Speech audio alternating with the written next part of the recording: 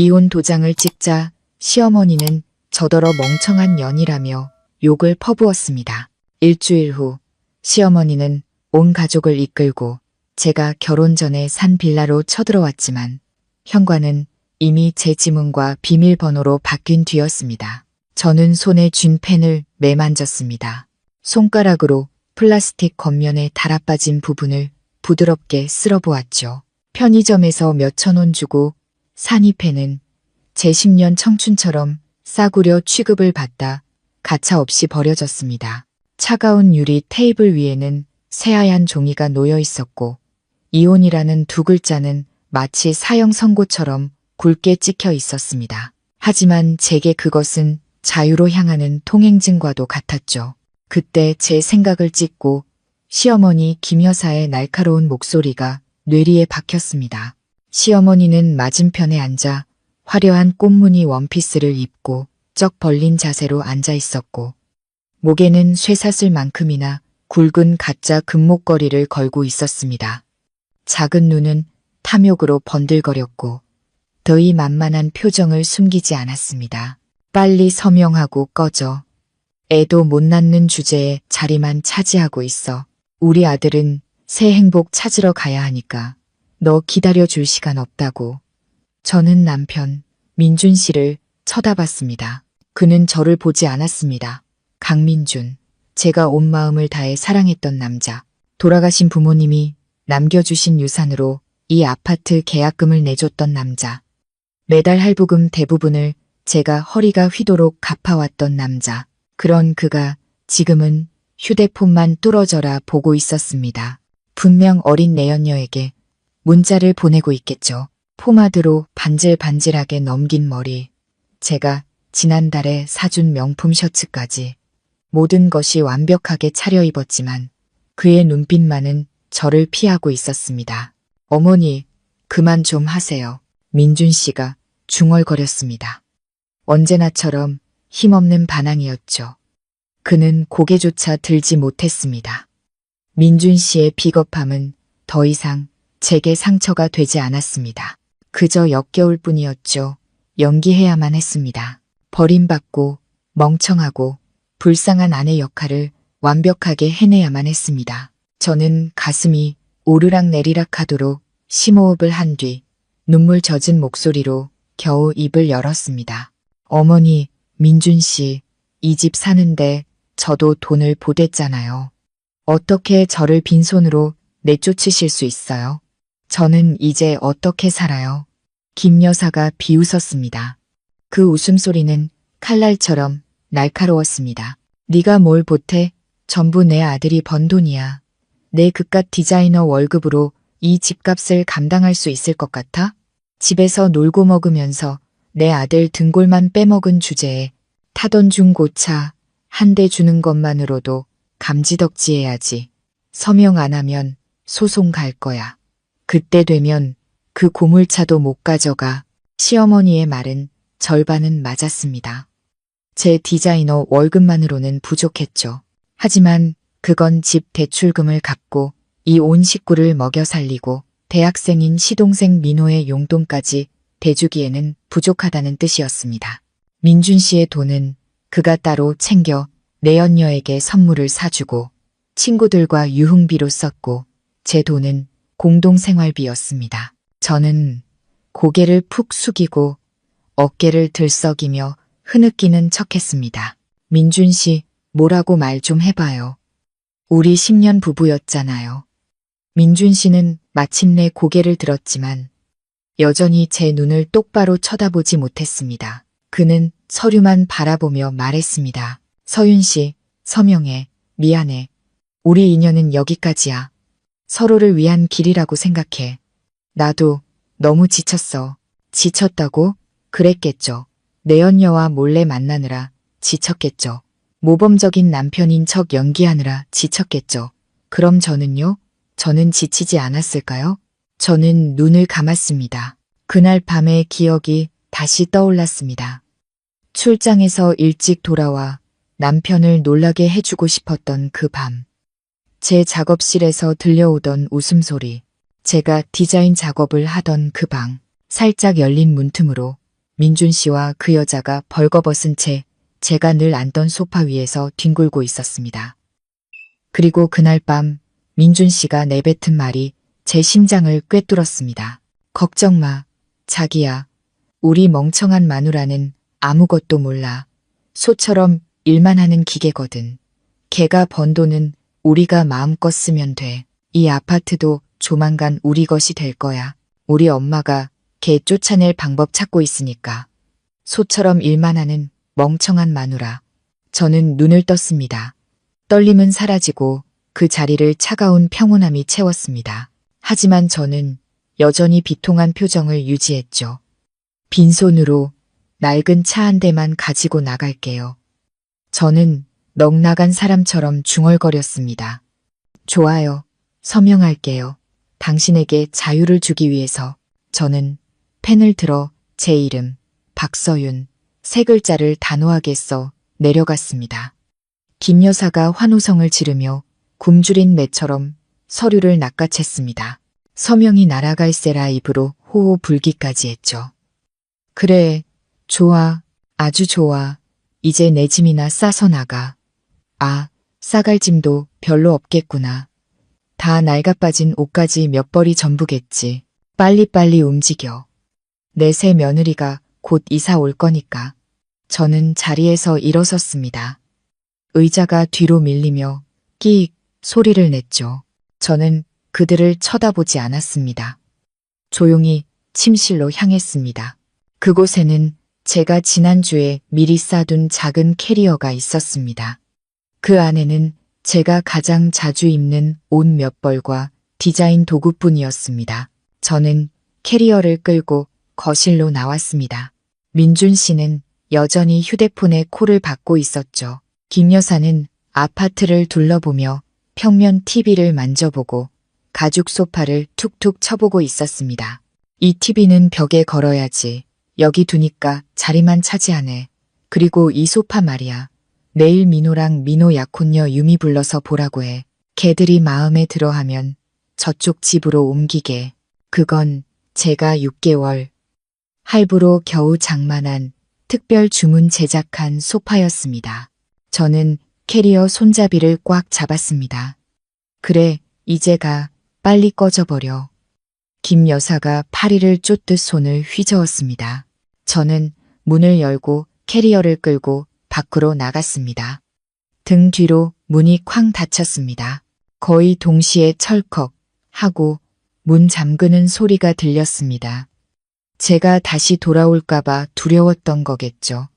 저는 아파트 복도에 잠시 서 있었습니다. 아이들이 떠드는 소리, 택배기사의 외침, 모든 것이 그대로였습니다. 저만 달라졌을 뿐 저는 울지 않았습니다. 10년 동안 짓눌려왔던 가슴이 이제야 가벼워진 기분이었습니다. 저는 엘리베이터로 걸어가 아래층 버튼을 눌렀습니다.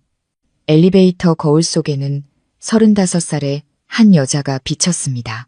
얼굴은 조금 지쳐 보였지만 눈은 밝게 빛나고 있었죠. 연극 1막은 끝났습니다. 이제 2막이 시작될 시간이었습니다. 낡은 제 차는 덜컹거리며 시동이 걸렸습니다. 엔진 소리는 마치 지친 노인의 한숨처럼 무겁고 껄끄러웠습니다. 그럴만도 하죠. 제가 디자인 회사에 처음 입사했을 때부터 거의 10년을 함께 했으니까요. 김 여사 말대로 고물차였지만 오늘 이 고물차는 신데렐라를 지옥에서 구해내는 호박마차였습니다. 저는 아파트 지하 주차장을 빠져나왔습니다. 한여름의 햇살이 눈부시게 쏟아져 들어왔습니다. 저는 눈을 찡긋하며 손으로 햇빛을 가렸습니다. 이렇게 여유롭게 햇살을 본 게 얼마만이었을까요? 지난 10년간 제게는 회사와 집뿐이었습니다. 아침 일찍 나가 캄캄한 밤이 되어서야 돌아왔죠. 집에 오면 부엌으로 달려가 저녁을 차리고 청소를 하고 또다시 수입을 늘리기 위해 디자인 도면에 콜을 박았습니다. 백미러를 통해 낡은 아파트 단지가 점점 작아지다 사라지는 것을 보았습니다. 조금의 미련도 없었습니다. 그곳은 집이 아니었습니다. 지옥이었죠. 저는 라디오를 켰습니다. 구슬픈 트로트 가락이 흘러나왔습니다. 저는 서둘러 라디오를 껐습니다. 지금은 우울한 건 아무것도 듣고 싶지 않았습니다. 조용히 있고 싶었습니다. 차는 복잡한 서울의 도로 위를 달렸습니다. 경적 소리, 사람들의 왁자지껄한 소음. 제게는 옷이 든 캐리어 하나뿐이었습니다. 민준 씨와 시어머니가 아는 제 은행 계좌에는 몇십만 원밖에 남아있지 않았죠. 그들은 제가 빈털터리가 되었다고 생각할 겁니다. 어느 허름한 원룸을 구해 하루 벌어 하루 먹고 살 거라고 생각하겠죠. 저는 웃음을 터뜨렸습니다. 좁은 차 안에서 제 웃음소리가 울려 퍼졌습니다. 제 자신이 우스웠습니다. 어떻게 그렇게 오랫동안 참고 살았을까요? 돌아가신 아버지의 마지막 모습이 떠올랐습니다. 아버지는 제 손을 잡고 힘겹게 말씀하셨습니다. 서윤아, 아빠 엄마가 너한테 많은 걸 남겨주진 못했다. 이 집하고 작은 예금이 전부야. 내 인생을 살아라. 누구도 널 무시하게 두지 마. 짓밟히지도 말고. 아빠 엄마는 네가 행복하길 바랄 뿐이야. 저는 부모님을 실망시켰습니다. 10년 동안 그들이 저를 짓밟도록 내버려 두었으니까요. 그 유산은 어리석게도 지금은 민준 씨의 것이 된 아파트 계약금을 내는데 써버렸습니다. 저는 조금만 희생하면 가정이 평화로울 거라고 생각했습니다. 조금만 참으면 시어머니가 저를 예뻐해 주실 거라고 생각했습니다. 하지만 저는 틀렸습니다. 지렁이도 밟으면 꿈틀하는 법입니다.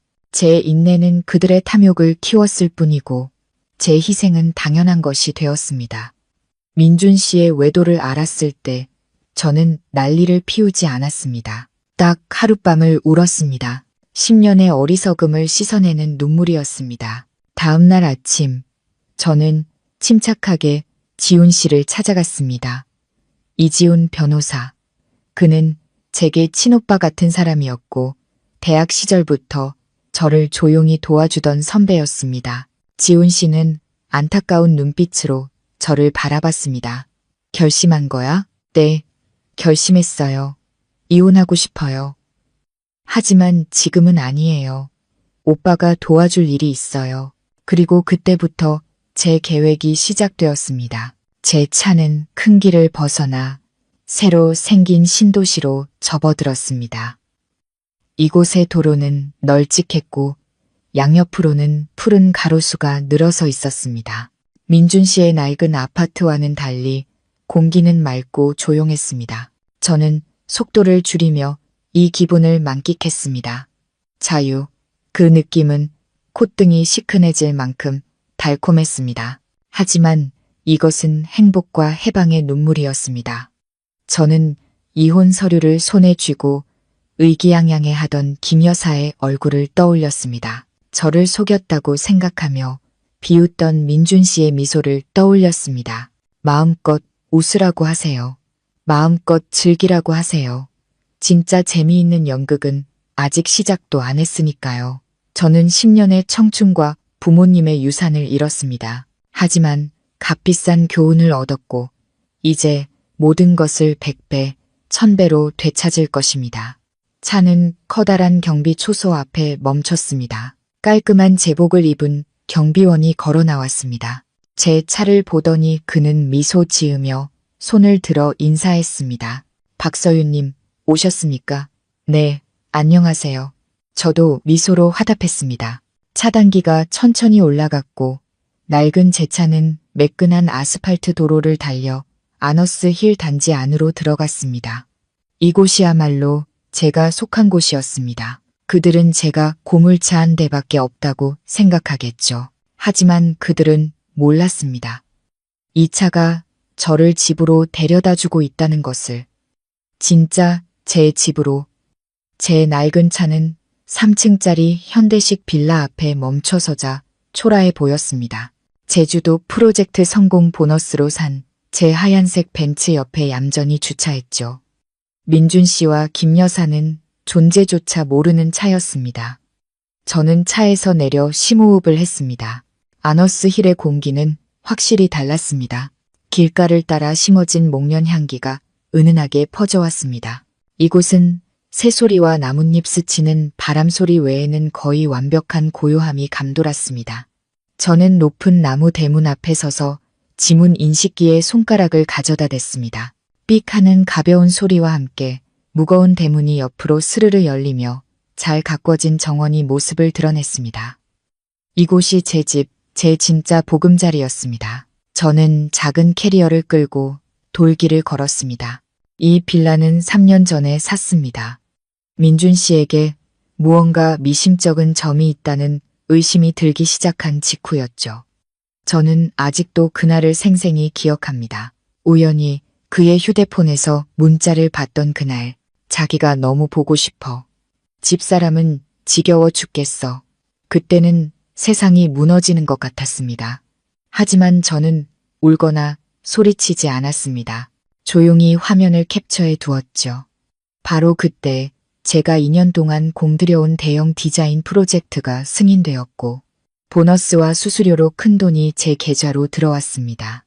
저는 민준 씨에게 프로젝트가 축소되고 회사가 어려워져서 보너스가 얼마 안 된다고 거짓말을 했습니다. 민준 씨는 바로 믿었습니다. 그는 제가 매달 얼마를 생활비로 주는지를 제외하고는 제 일에 전혀 관심이 없었으니까요. 김 여사는 입을 삐죽이며 말했습니다. 역시 쓸모없는 년. 죽어라 일만 하면 뭐해. 남는 것도 없는데. 저는 그 돈 전부와 외주 프로젝트로 모아둔 돈을 합쳐 이 빌라를 일시불로 구매했습니다. 저는 기계처럼 일했습니다. 돈을 마련하기 위해 할 수 있는 프로젝트는 뭐든지 맡았죠. 저는 집안 구석구석을 직접 디자인했습니다. 수입 가죽 소파부터 크리스탈 샹들리에까지. 이곳의 모든 것은 제 땀과 눈물, 그리고 피로 이루어졌습니다. 이 집은 제 개인 재산으로 가장 중요한 것은 혼인신고를 하기 전에 샀다는 것입니다. 등기서류, 계약서, 모든 것이 제 이름 박서윤으로 되어 있었습니다. 이것은 혼전 재산이었습니다. 지훈 변호사님이 제게 아주 자세히 조언해 주었습니다. 서윤아, 너 자신을 지켜야 해. 네가 민준 씨랑 결혼하기로 했을 때부터 난 불안했어. 이제 내 개인 재산이 생겼으니 절대로 결혼 생활과 엮이게 해서는 안 돼. 저는 그의 말을 따랐습니다. 그 아파트는 일부러 민준 씨와 공동 명의로 했습니다. 계약금은 제 돈이었지만 그것을 미끼로 쓰고 싶었습니다.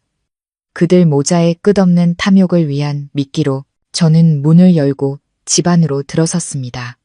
오랫동안 사람이 살지 않아 집은 서늘했지만 완벽하게 깨끗했습니다. 매주 청소 서비스를 불렀거든요. 커다란 유리창을 통해 햇살이 쏟아져 들어와 넓은 거실을 비췄습니다. 저는 대리석 바닥에 캐리어를 내려놓았습니다.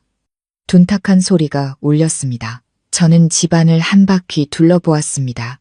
안방으로 올라갔죠. 저는 발코니 문을 활짝 열었습니다. 아래로는 푸른빛의 작은 수영장이 보였습니다. 저는 어릴 때부터 수영장이 있는 집을 꿈꿔왔습니다. 이제 그 꿈을 이룬 것입니다. 저는 킹사이즈 침대에 몸을 던졌습니다.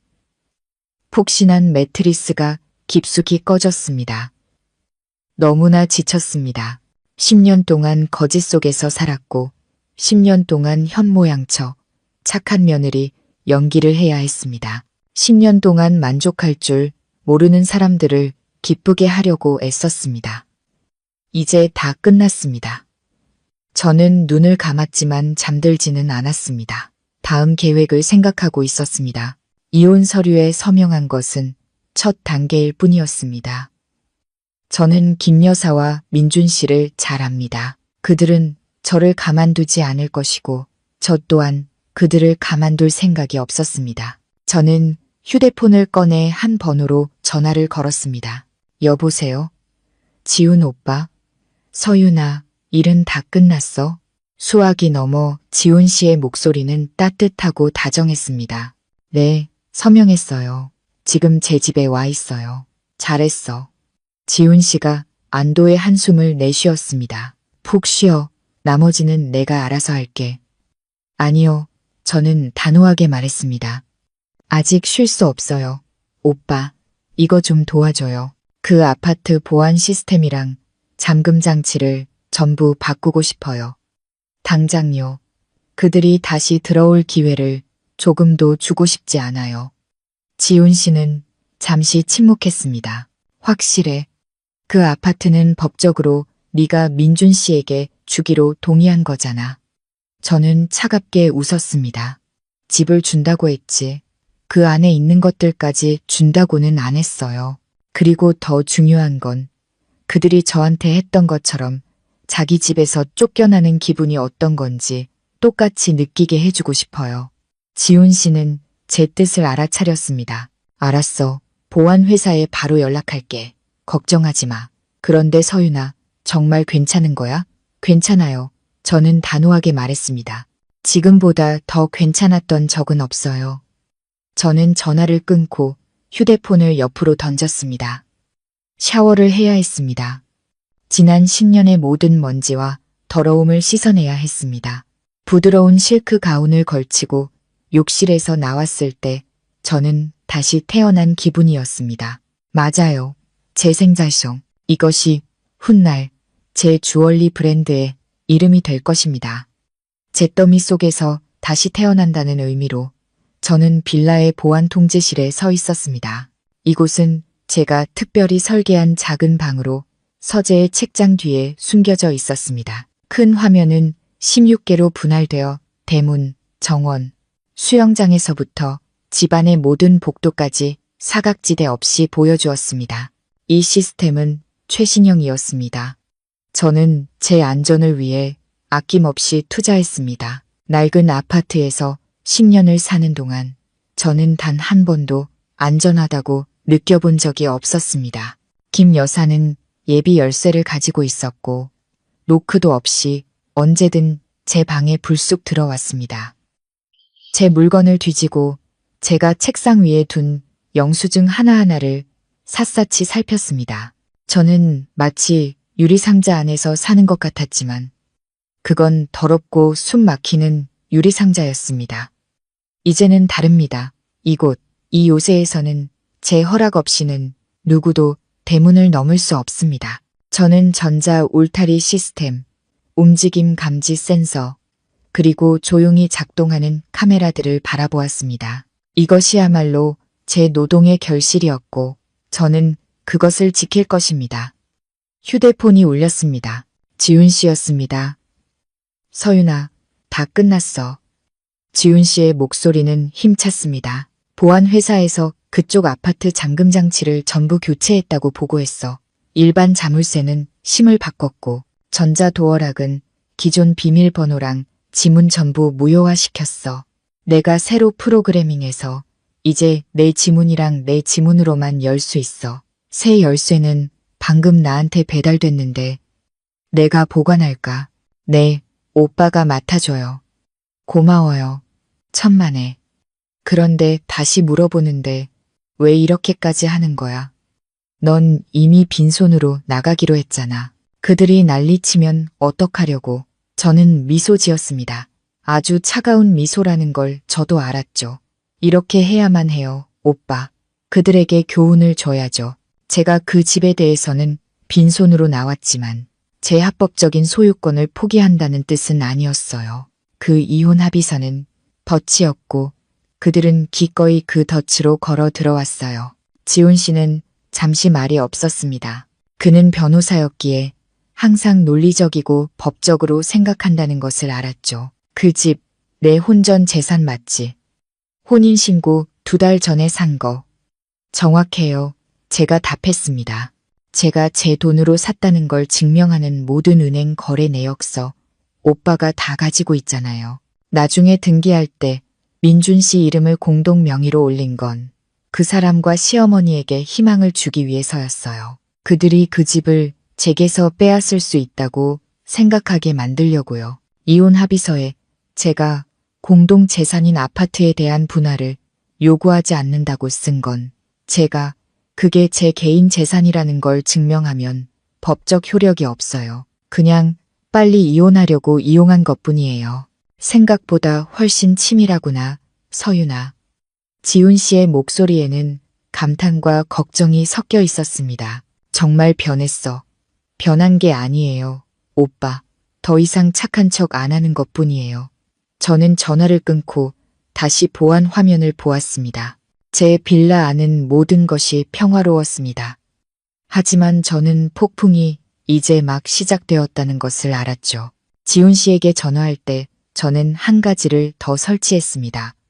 낡은 아파트 현관문 바로 맞은편, 복도 천장 구석에 교묘하게 숨겨진 배터리 방식의 초소형 카메라.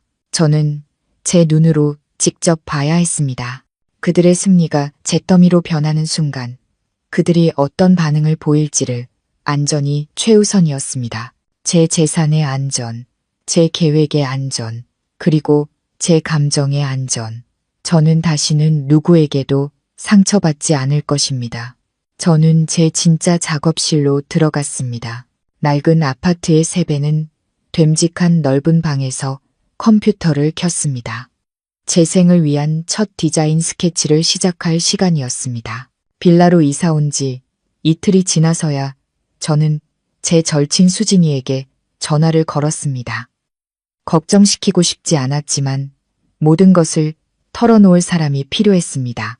수진이는 지훈 오빠 외에 제가 지난 10년간 얼마나 힘들었는지 아는 유일한 사람이었습니다.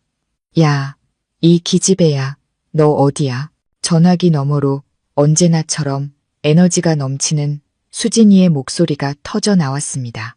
너 이혼했다는 소문 들었는데 진짜야? 그 망할 강민준이랑 요괴 같은 시어머니한테 쫓겨난 거 맞아? 너 지금 어디냐고 말해. 내가 갈게. 저는 웃음을 터뜨렸습니다. 김 여사를 요괴라고 부를 수 있는 건 수진이뿐이었죠. 진정해. 나 집에 있어. 내가 카톡으로 주소 보낼 테니 이리로 와. 엄청 재미있는 거 보여줄게. 너 집 구했어? 그렇게 빨리? 돈은 있고 내가 쏴줄게.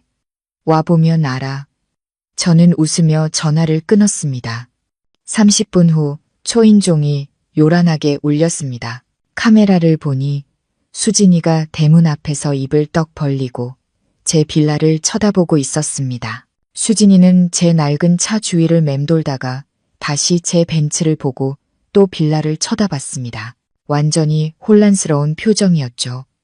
제가 나가서 대문을 열었습니다. 서윤아, 너 이 집에서 가정부로 일하는 거야? 수진이가 더듬거리며 물었습니다. 그게 첫 마디였죠. 저는 참지 못하고 눈물이 쏙 빠지도록 웃었습니다. 미쳤냐? 들어와. 수진이는 여전히 넋이 나간 채 뜬구름 위를 걷는 사람처럼 마당으로 들어섰습니다. 세상에, 서윤아, 이게 다 뭐야?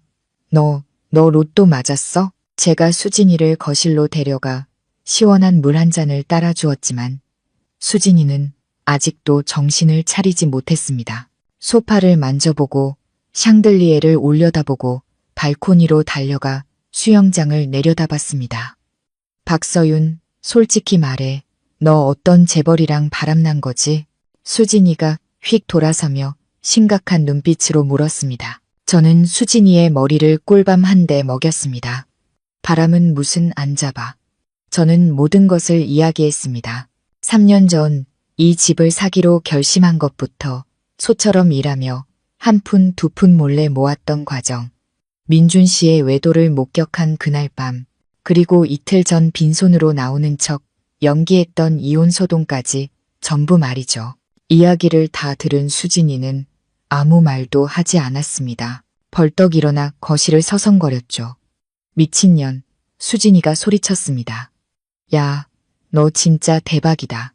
세상에, 네가 진짜 그런 짓을 했다고? 그러더니 저를 와라 껴안았습니다.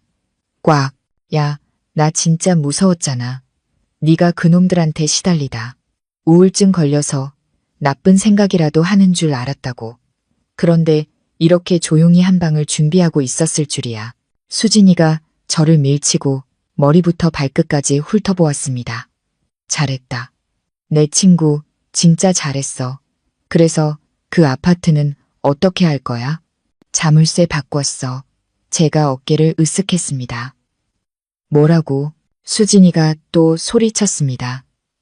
너, 세상에. 박서윤, 너 진짜 독하다. 근데 마음에 들어. 둘은 서로를 껴안고 미친 듯이 웃었습니다.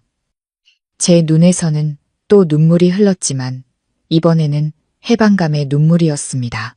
10년 만에 처음으로 제 가장 큰 비밀을 나눌 수 있었으니까요. 오늘 밤은 파티다. 수진이가 선언했습니다. 내가 음식 시키고 와인도 시킬게. 너를 위해 한턱 쏴야겠어. 그 인간 지옥에서 탈출한 거 축하하고 내 재생을 축하해. 저는 고개를 끄덕였습니다. 그래, 재생. 그날 밤 저희 둘은 수영장 옆 야외 테이블에 앉았습니다.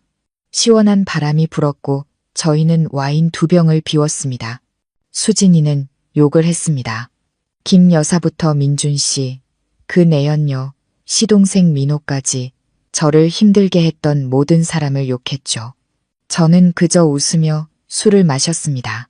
술 기운이 오르자 수진이가 제 손을 잡았습니다. 서윤아, 솔직히 말해봐. 너 그 이지훈 변호사랑 뭐 있지?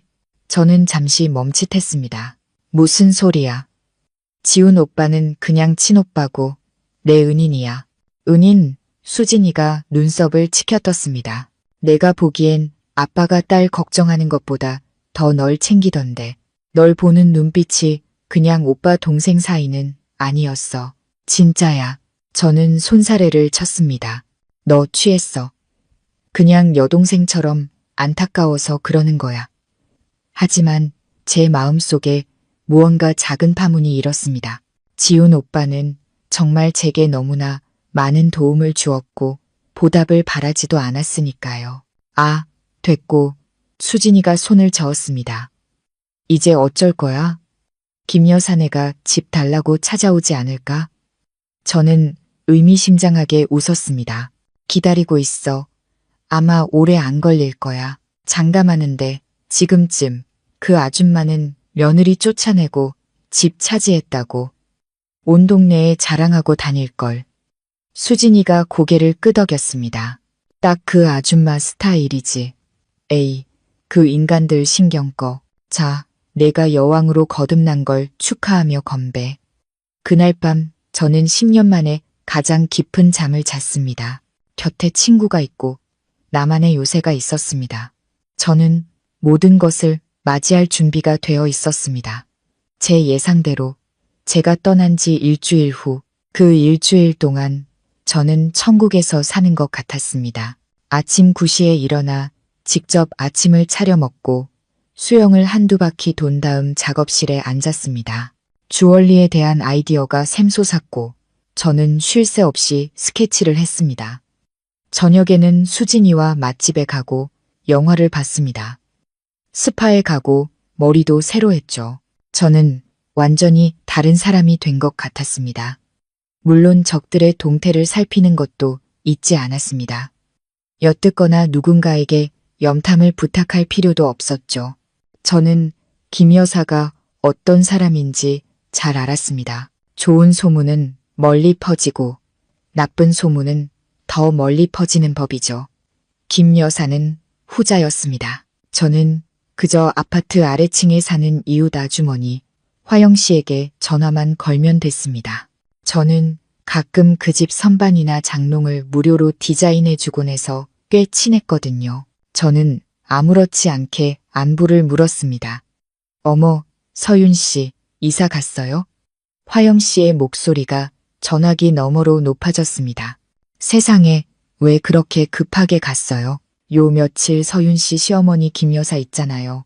그 아줌마가 이 아파트 전체를 돌아다니면서 자랑하고 다녀요. 제 심장이 빠르게 뛰었습니다. 무슨 자랑을요, 아주머니? 세상에, 아들이 서윤 씨를 찾다고 자랑해요.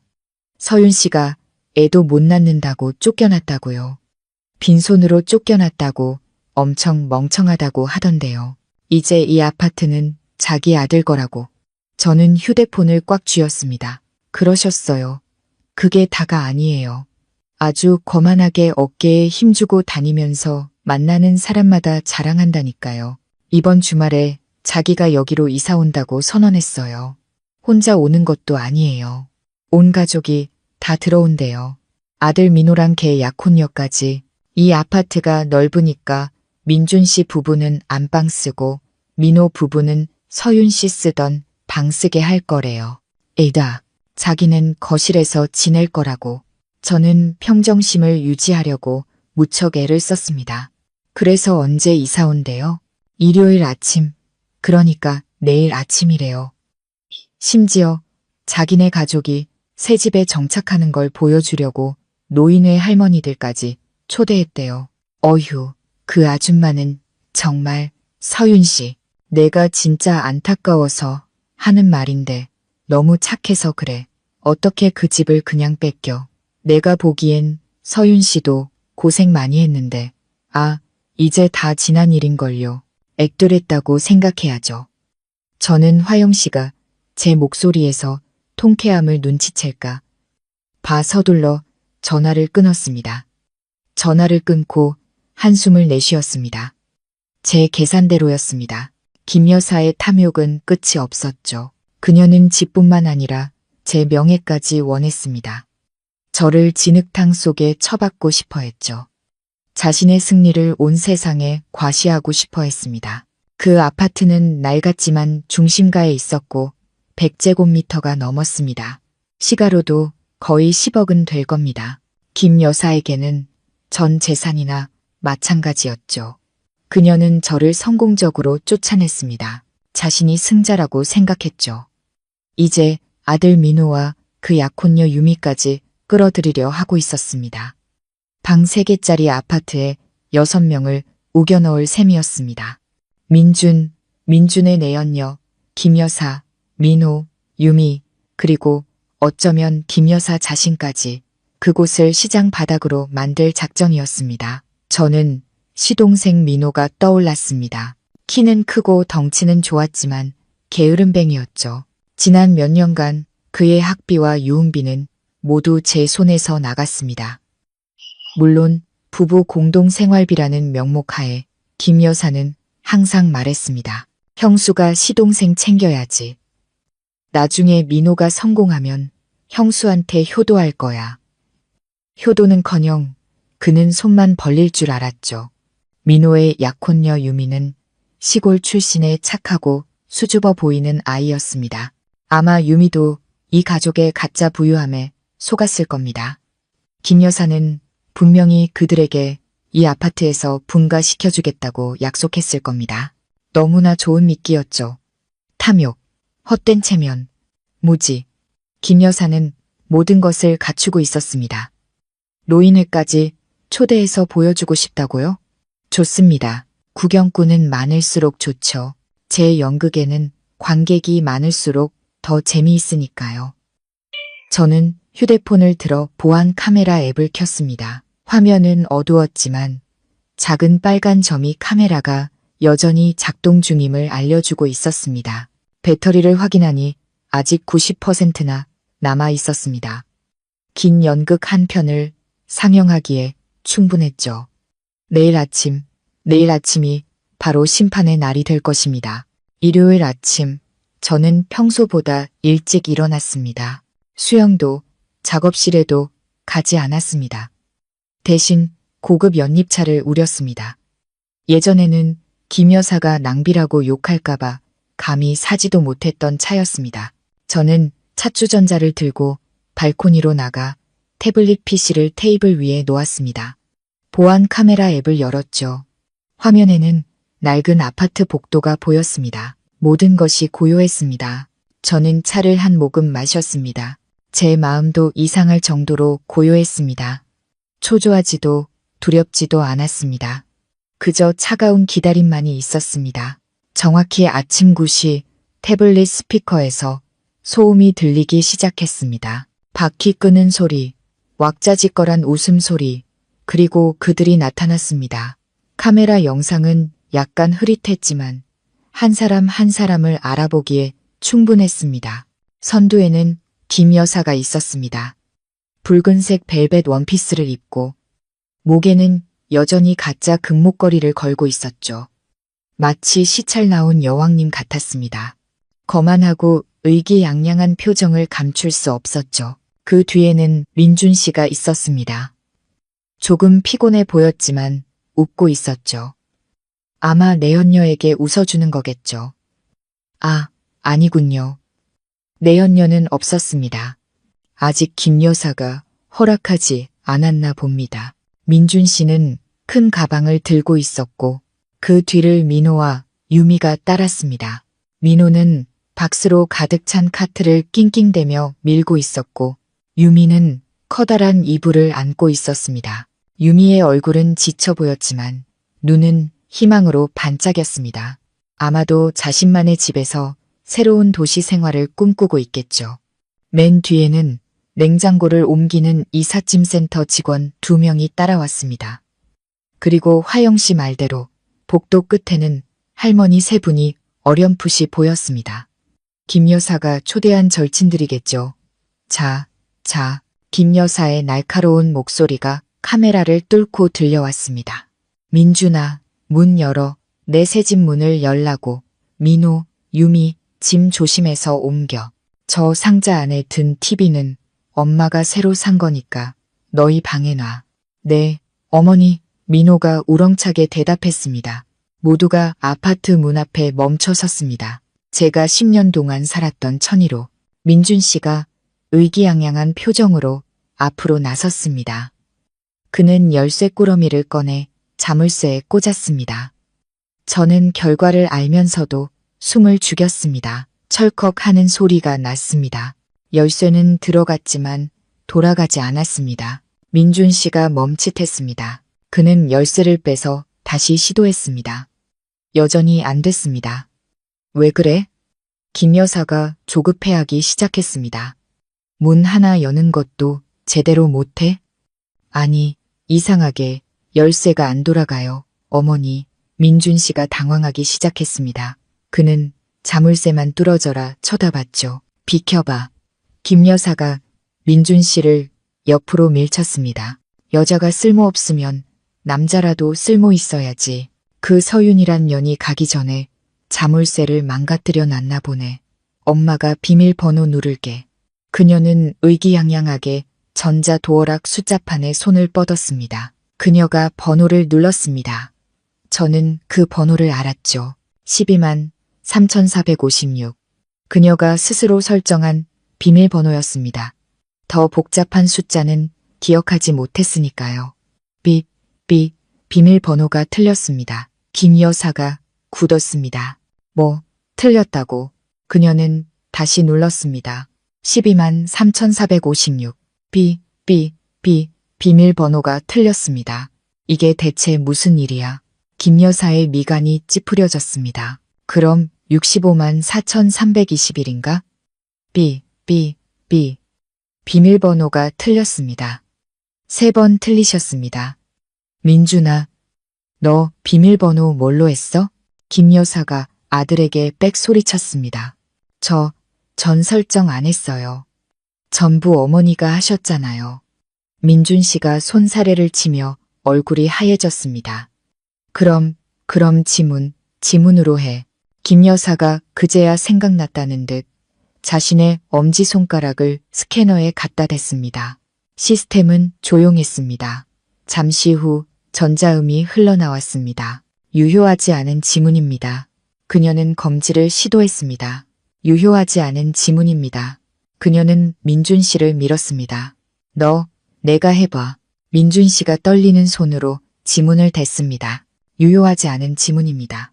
뒤에 서 있던 민호와 유미의 짐이 쿵 소리를 내며 떨어지기 시작했습니다. 이삿짐센터 직원 2명은 서로를 쳐다보며 지친 표정을 지었습니다. 멀리 있던 할머니들도 웅성거리기 시작했습니다. 그들의 안락한 보금자리에 대한 꿈이 문 앞에서 멈춰선 것입니다. 저는 차를 한 모금 더 마셨습니다. 차는 식어가고 있었지만 제 마음은 점점 따뜻해졌습니다. 복도에는 어색하고 긴장된 침묵이 흘렀습니다. 김 여사의 거만했던 얼굴은 이제 당혹감으로 변해 붉어졌다가 창백해졌습니다. 어떻게 된 거지? 그녀의 목소리는 더 이상 날카롭지 않고 약간 떨리고 있었습니다. 분명히 걔가 나갔는데 서명도 했는데 민준 씨는 패닉에 빠져 문을 두드리기 시작했습니다. 서윤 씨, 문 열어. 안에 있어요. 서윤 씨. 쿵쿵 문 두드리는 소리가 요란하게 울렸습니다. 저는 발코니에 앉아 소리내어 웃었습니다. 멍청이들, 그들은 아직도 제가 쫓겨나서 다시 돌아와 무릎 꿇고 애원할 멍청한 박서윤이라고 생각하는 걸까요? 걔가 자물쇠를 바꿨어. 김 여사가 마침내 상황을 파악했습니다. 그리고 상황을 파악하자 분노가 폭발했습니다. 미친년, 개 같은 년, 그녀가 고함을 질렀습니다. 내가 감히 내 집 자물쇠를 바꿔? 내 집에서 쫓겨났으면서 감히 이런 짓을 해? 이 싸가지 없는 년, 사기꾼 같은 년. 그리고 최고의 연극이 시작되었습니다. 붉은 벨벳 원피스를 입은 김 여사가 복도에 드러눕기 시작했습니다. 맞습니다. 그녀는 대자로 누워 두 발로 바닥을 쿵쿵 치고 두 손으로 자기 가슴을 쳤습니다. 아이고, 세상에, 민준아. 이제야 정신이 드니, 아들아. 네가 대체 무슨 년을 데려온 거야? 걔가 너를 속이고 우리 집안을 다 속였어. 아들아. 걔가 우리 집을 빼앗았어. 우리 집을. 그녀의 울부짖음은 가히 파괴적이었습니다.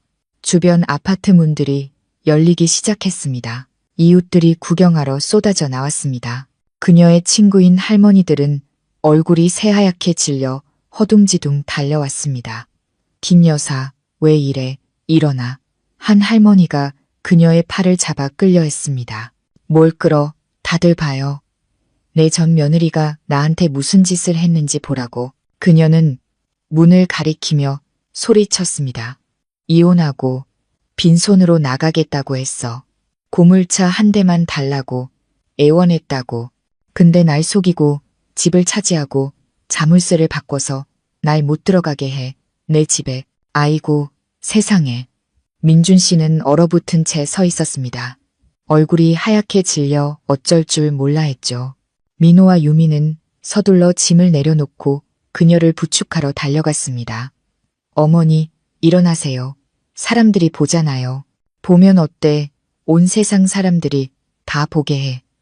그 박서윤이란 년의 진짜 얼굴을 보게 하라고. 당장 문 열어. 안 열면 내가 부숴버릴 거야. 그녀는 벌떡 일어나 문으로 달려가 온몸으로 부딪혔습니다. 그녀는 문을 핥히고 긁고 주먹으로 쳤습니다. 열라고. 저는 한 장면도 놓치지 않고 지켜봤습니다. 유미의 얼굴이 창백해지는 것을 보았습니다. 그녀는 김 여사를 보다가 자기 약혼자를 보았습니다. 그 눈빛에는 두려움과 경멸이 가득했습니다. 그녀는 뒷걸음질치기 시작했습니다. 이웃 아저씨들이 고개를 젓는 것도 보았습니다. 그들은 저를 알았습니다. 저는 여기서 10년을 살았으니까요. 그들은 제가 어떤 사람인지 알았습니다. 무슨 일이 일어났는지는 몰라도 김 여사가 드러누워 욕하는 모습을 보며 상황을 짐작하기 시작했습니다. 문 부숴. 민준아, 민호야, 문 부수라고 김 여사가 명령했습니다. 평소 엄마 말을 잘 듣던 민호는 즉시 달려들 준비를 했습니다. 바로 그때 민준 씨의 휴대폰이 울렸습니다. 그는 허둥지둥 휴대폰을 꺼냈습니다. 저는 누가 전화했는지 알았죠. 바로 저였습니다. 연극은 충분히 봤습니다. 이제 제가 나설 차례였습니다. 민준 씨는 화면에 뜬 제 이름을 보고 서둘러 전화를 받아 스피커폰으로 바꿨습니다. 박서윤, 너 지금 무슨 짓이야? 왜 자물쇠를 바꿨어? 저는 심호흡을 하고 최대한 평온하고 차갑게. 하지만 제가 숨겨둔 카메라에 녹음될 만큼 큰 목소리로 말했습니다. 민준 씨, 무슨 말인지 모르겠네요. 아직도 시침이 뗄 거야? 왜 우리가 집에 못 들어가냐고. 저는 웃음을 터뜨렸습니다. 아주 경쾌한 웃음소리였죠. 집이요? 누구 집이요? 잊으셨나 봐요.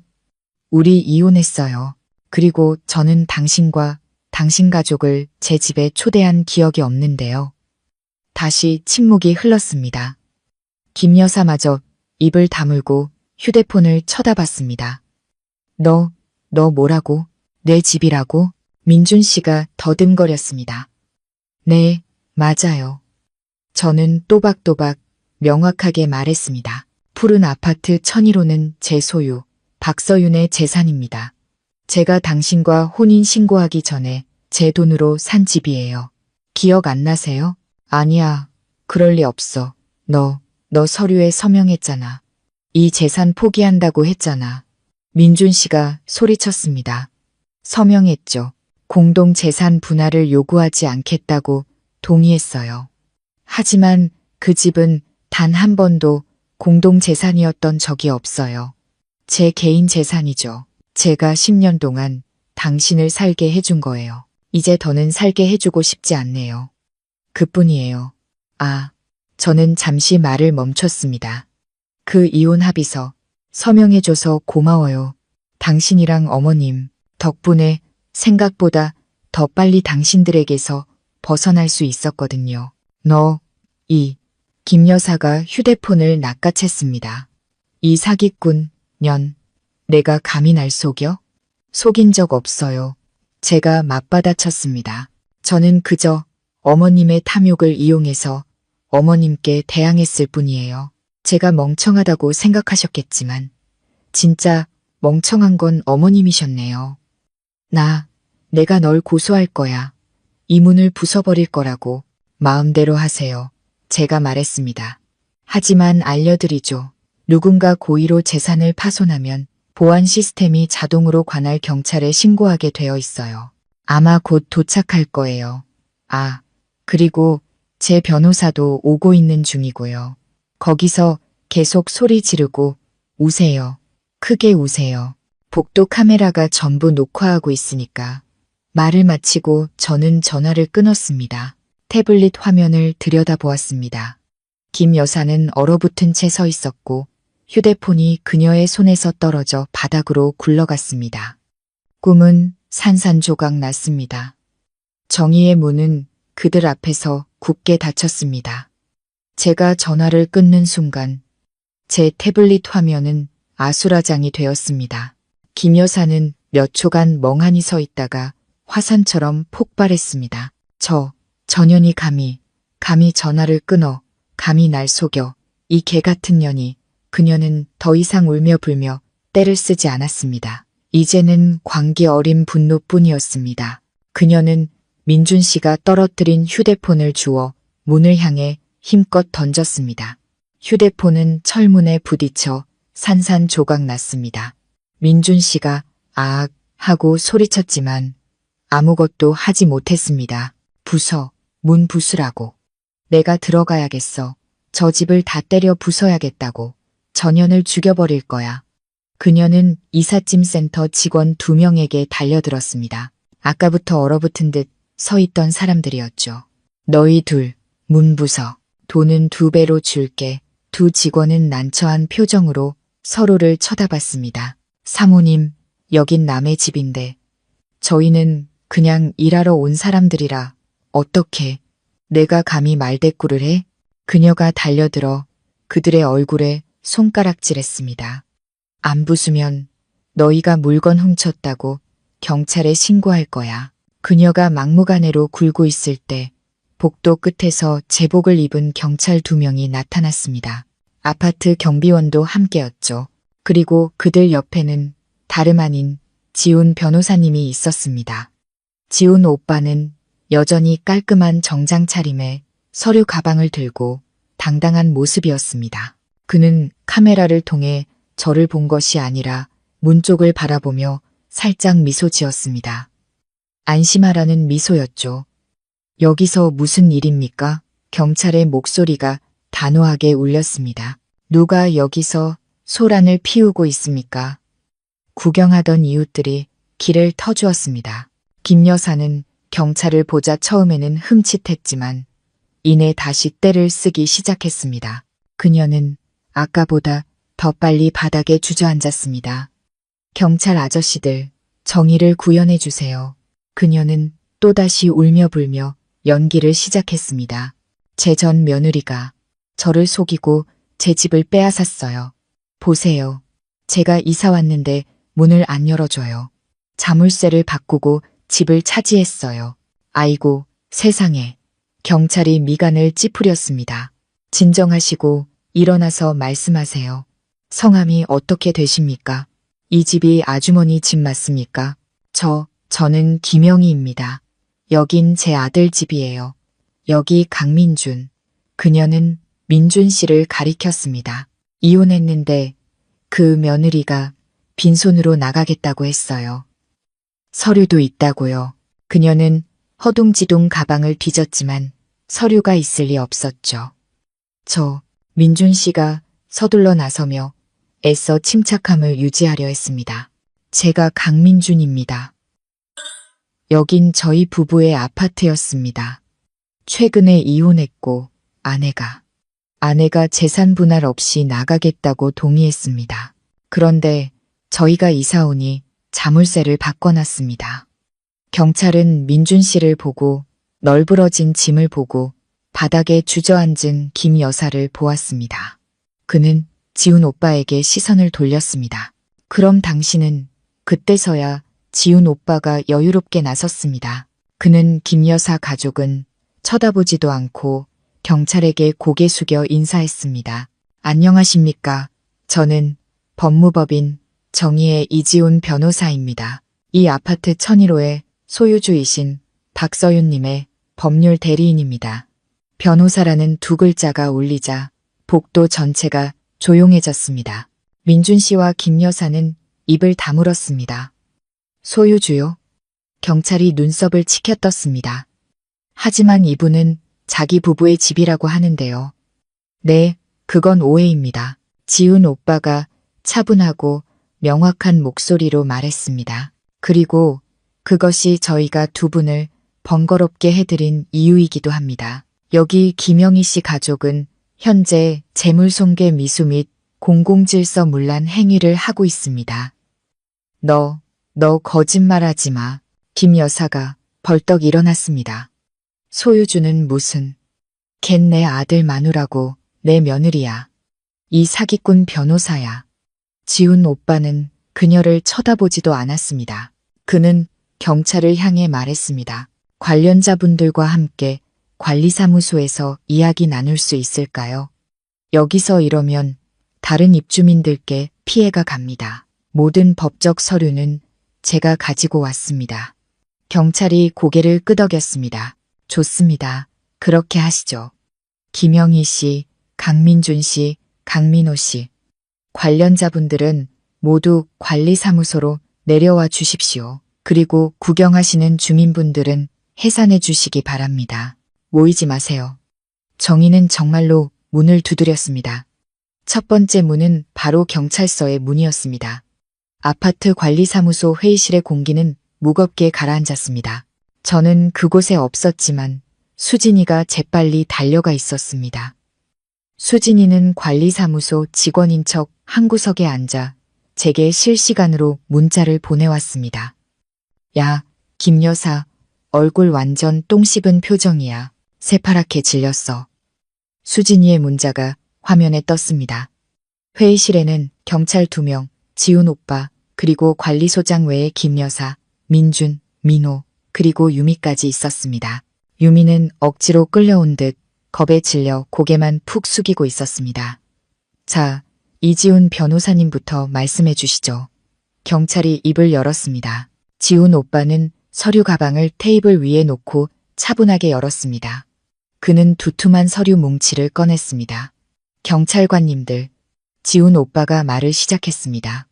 이것은 제 의뢰인 박서윤님의 아파트 1001호에 대한 합법적인 소유권을 증명하는 모든 서류입니다. 첫째, 이것은 2010년 5월 15일에 체결된 아파트 매매 계약서입니다. 주목하실 점은 이 시점은 제 의뢰인과 강민준 씨가 혼인신고를 하기 2달 전이라는 것입니다. 지훈 오빠는 계약서를 경찰 쪽으로 밀었습니다. 둘째, 그는 누구도 반박할 틈을 주지 않고 말을 이었습니다. 이것은 아파트 구매 금액 100%와 그 후 매달 상환한 할부금이 모두 박서윤님의 개인 계좌에서 이체되었음을 증명하는 모든 은행 거래 내역서입니다. 이 계좌는 결혼 전에 개설되었으며 그녀의 디자인 업무로 발생한 모든 수입이 이 계좌로 입금되었습니다. 강민준 씨와 그 가족은 이 아파트를 구매하고 상환하는데 단 1원도 기여하지 않았습니다. 민준 씨는 이 말을 듣고 얼굴에서 핏기가 가셨습니다. 그는 입을 떡 벌렸습니다. 아니, 그럴 리가. 돈은 공동재산이었어요. 혼인 및 가족법에 따르면. 지훈 오빠가 말을 잘랐습니다. 목소리는 강철처럼 차가웠습니다. 이것은 개인 재산으로부터 형성된 재산, 즉 박서윤님의 최초 구매 자금과 개인의 노동력으로 형성된 할부금으로 이루어진 것입니다. 이것은 혼전 개인 재산으로 규정됩니다. 강민준 씨가 나중에 등기부 등본에 공동 명의로 올라간 것은 박서윤님이 동의했기 때문입니다. 하지만 법적으로 분쟁이 발생하고 박서윤님이 자금 출처를 증명할 경우 이것은 여전히 그녀의 개인 재산입니다. 김 여사가 더듬거리며 지훈 오빠를 가리켰습니다. 그리고 셋째, 지훈 오빠는 그녀가 말을 끝내게 두지 않았습니다. 이것은 양측이 지난주에 서명한 이혼 합의서입니다. 지훈 오빠는 김 여사가 전리품처럼 낚아챘던 그 종이를 꺼냈습니다. 합의서에는 명시되어 있습니다. 지훈 오빠가 큰 소리로 읽었습니다. 을인 박서윤은 공동재산인 아파트 1001호에 대한 분할을 요구하지 않는다. 제 의뢰인은 약속을 지켰습니다. 분할을 요구하지 않았죠. 왜냐하면 그것은 분할할 공동재산이 아니기 때문입니다. 그녀의 개인 재산이니까요. 강민준 씨와 김영희 씨가 이것을 공동재산으로 오해하고 박서윤 님이 강민준 씨에게 집을 준다고 생각한 것은 두 분의 착각입니다. 죽음과 같은 침묵이 방을 감쌌습니다. 중년의 관리소장은 웃음을 참으려 애썼습니다. 경찰 2명은 서로를 보며 고개를 저었습니다. 하지만 우리를 속였어요. 민준 씨가 마침내 소리쳤습니다. 그 여자가 일부러 우리를 속여서 서명하게 했어요. 강민준 씨, 말 조심하시죠. 지훈 오빠가 엄하게 말했습니다. 당신은 성인이고 완전한 법적 행위 능력을 갖추고 있습니다. 당신이 직접 읽고 서명했습니다. 제 의뢰인은 당신 머리에 총을 겨누지 않았습니다. 심지어 지훈 오빠가 비웃었습니다. 당신과 당신 어머니가 그녀에게 빨리 서명하라고 재촉하지 않았습니까? 두 분은 멍청한 아내를 속여 빈손으로 내쫓았다고 생각했겠지만 사실 법을 모르는 건 두 분이었습니다. 김 여사는 너무 화가 나서 얼굴이 보라색으로 변했습니다. 그녀는 가슴을 부여잡고 헐떡였습니다. 민호야, 물 좀. 그리고 마지막으로 지훈 오빠는 그녀를 무시했습니다. 그는 USB를 하나 꺼냈습니다. 이것은 복도 보안 카메라에 찍힌 전체 영상입니다. 김영희 씨, 강민준 씨, 강민호 씨가 고의로 자물쇠를 부수려 하고 문을 두드리는 장면과 김영희 씨가 수많은 이웃 앞에서 제 의뢰인을 사기꾼, 집 도둑이라고 비방하고 모욕하는 장면이 담겨 있습니다. 이 행위는 공공질서 문란죄와 명예훼손죄를 구성하기에 충분합니다. 저희는 경찰 측에 사건 기록 및 처리를 요청하는 바입니다. 지훈 오빠는 USB를 관리사무소 컴퓨터에 꽂았습니다. 김 여사가 드러눕고 문을 두드리고 욕설을 퍼붓던 모든 연극이 선명하게 나타났습니다. 경찰 2명이 벌떡 일어났습니다. 됐습니다. 끄세요. 경찰이 딱딱하게 말했습니다. 모두 관할 지구대로 가셔야겠습니다. 지혜의 증거는 큰 소리가 아니었습니다. 그것은 철저한 준비, 법에 대한 이해, 그리고 마지막 순간까지의 침착함이었습니다. 야, 게임 끝났어. 이제 수갑 찰 일만 남았네. 수진이의 문자가 화면에 떴습니다. 저는 일이 수갑까지 찰 정도는 아닐 거라고 생각했습니다. 지훈 오빠도 당장 그들을 막다른 길로 몰고 싶지는 않았을 겁니다. 하지만 지구대로 가는 것은 피할 수 없었죠. 경찰이 말을 마치자 가슴을 부여잡고 헐떡이는 척하던 김 여사가 용수철처럼 튀어올랐습니다. 아니, 난 아무데도 안 가. 내가 피해자야. 저 서윤이란 년을 잡아가야지. 왜 날 잡아가? 따라오시죠. 강제적인 조치를 취하게 하지 마십시오. 경찰이 엄하게 말했습니다. 아주머니는 여기서 1시간 넘게 소란을 피웠습니다. 지구대 가서 진술하시죠. 안 가. 이거나. 경찰 한 명이 팔을 잡자 그녀가 발버둥치기 시작했습니다. 그들이 관리사무소에서 끌려나가는 광경은 정말이지 통쾌했습니다. 수진이가 그 모든 것을 휴대폰으로 촬영해 두었습니다. 붉은 벨벳 원피스는 구겨지고 머리는 헝클어진 김 여사는 끌려가면서도 소리쳤습니다. 경찰이 사람 친다. 경찰이 사기꾼 편든다. 아이고, 세상에 정의는 없다. 민준 씨는 고개를 푹 숙이고 있었고 두 귀는 새빨갰습니다. 항상 자신이 멋지고 지적인 줄 알던 그 남자. 이제 수십 명의 아파트 주민들의 손가락질과 호기심, 어린 시선 속에서 경찰 뒤를 터덜터덜 따라가고 있었습니다. 김 여사의 친구인 할머니들은 멀찍이 서서 고개를 세차게 저었습니다. 마치 자신들도 연루될까봐 부끄러워하는 모습이었죠. 민호는 어리둥절한 표정이었습니다. 덩치는 컸지만 겁이 많았죠. 그는 그저 얼굴이 새하얗게 질린 채 뒤를 따를 뿐이었습니다. 이삿짐 센터 직원 2명은 지훈 오빠에게서 관련 없음을 확인받고 지훈 오빠 돈으로 일당을 모두 받은 뒤 나중에 손해배상금에 포함시킬 거라고 했습니다. 서둘러 냉장고와 TV를 싣고 도망치듯 사라졌습니다. 불똥이 튈까봐 두려웠던 거겠죠. 하지만 제 눈길을 가장 끈 사람은 유미였습니다. 그녀는 따라가지 않았습니다. 경찰이 김 여사 가족을 데려가려 할 때 그녀는 문 앞에서 멈춰 섰습니다. 저는 이 집 식구 아니에요. 그녀가 중얼거렸습니다. 경찰이 그녀를 쳐다봤습니다. 관련 있습니까? 아니요, 아니에요. 그녀는 고개를 세차게 저었고 눈물이 흐르기 시작했습니다. 저는 민호 씨 친구예요. 이사 도와주러 온 것뿐이에요. 너 지금 무슨 소리야, 유미야. 민호가 돌아보며 소리쳤습니다. 너 내 약혼녀잖아. 유미는 한 걸음 물러서서 마치 괴물을 보듯 민호를 쳐다봤습니다. 아니에요. 저는 당신들 몰라요. 말을 마친 유미는 뒤돌아 뛰기 시작했습니다. 귀신에 군 것처럼 뛰어서 아파트 현관을 빠져나가 사라졌습니다. 그녀는 민호를, 널브러진 짐을, 그리고 초라한 보금자리의 꿈을 버리고 떠났습니다. 유미야. 민호가 뒤쫓아가려 했지만 경찰이 그의 팔을 잡았습니다. 지구대로 가시죠. 소란 피우지 마세요. 세 사람, 민준, 민호, 그리고 김 여사는 그렇게 끌려갔습니다.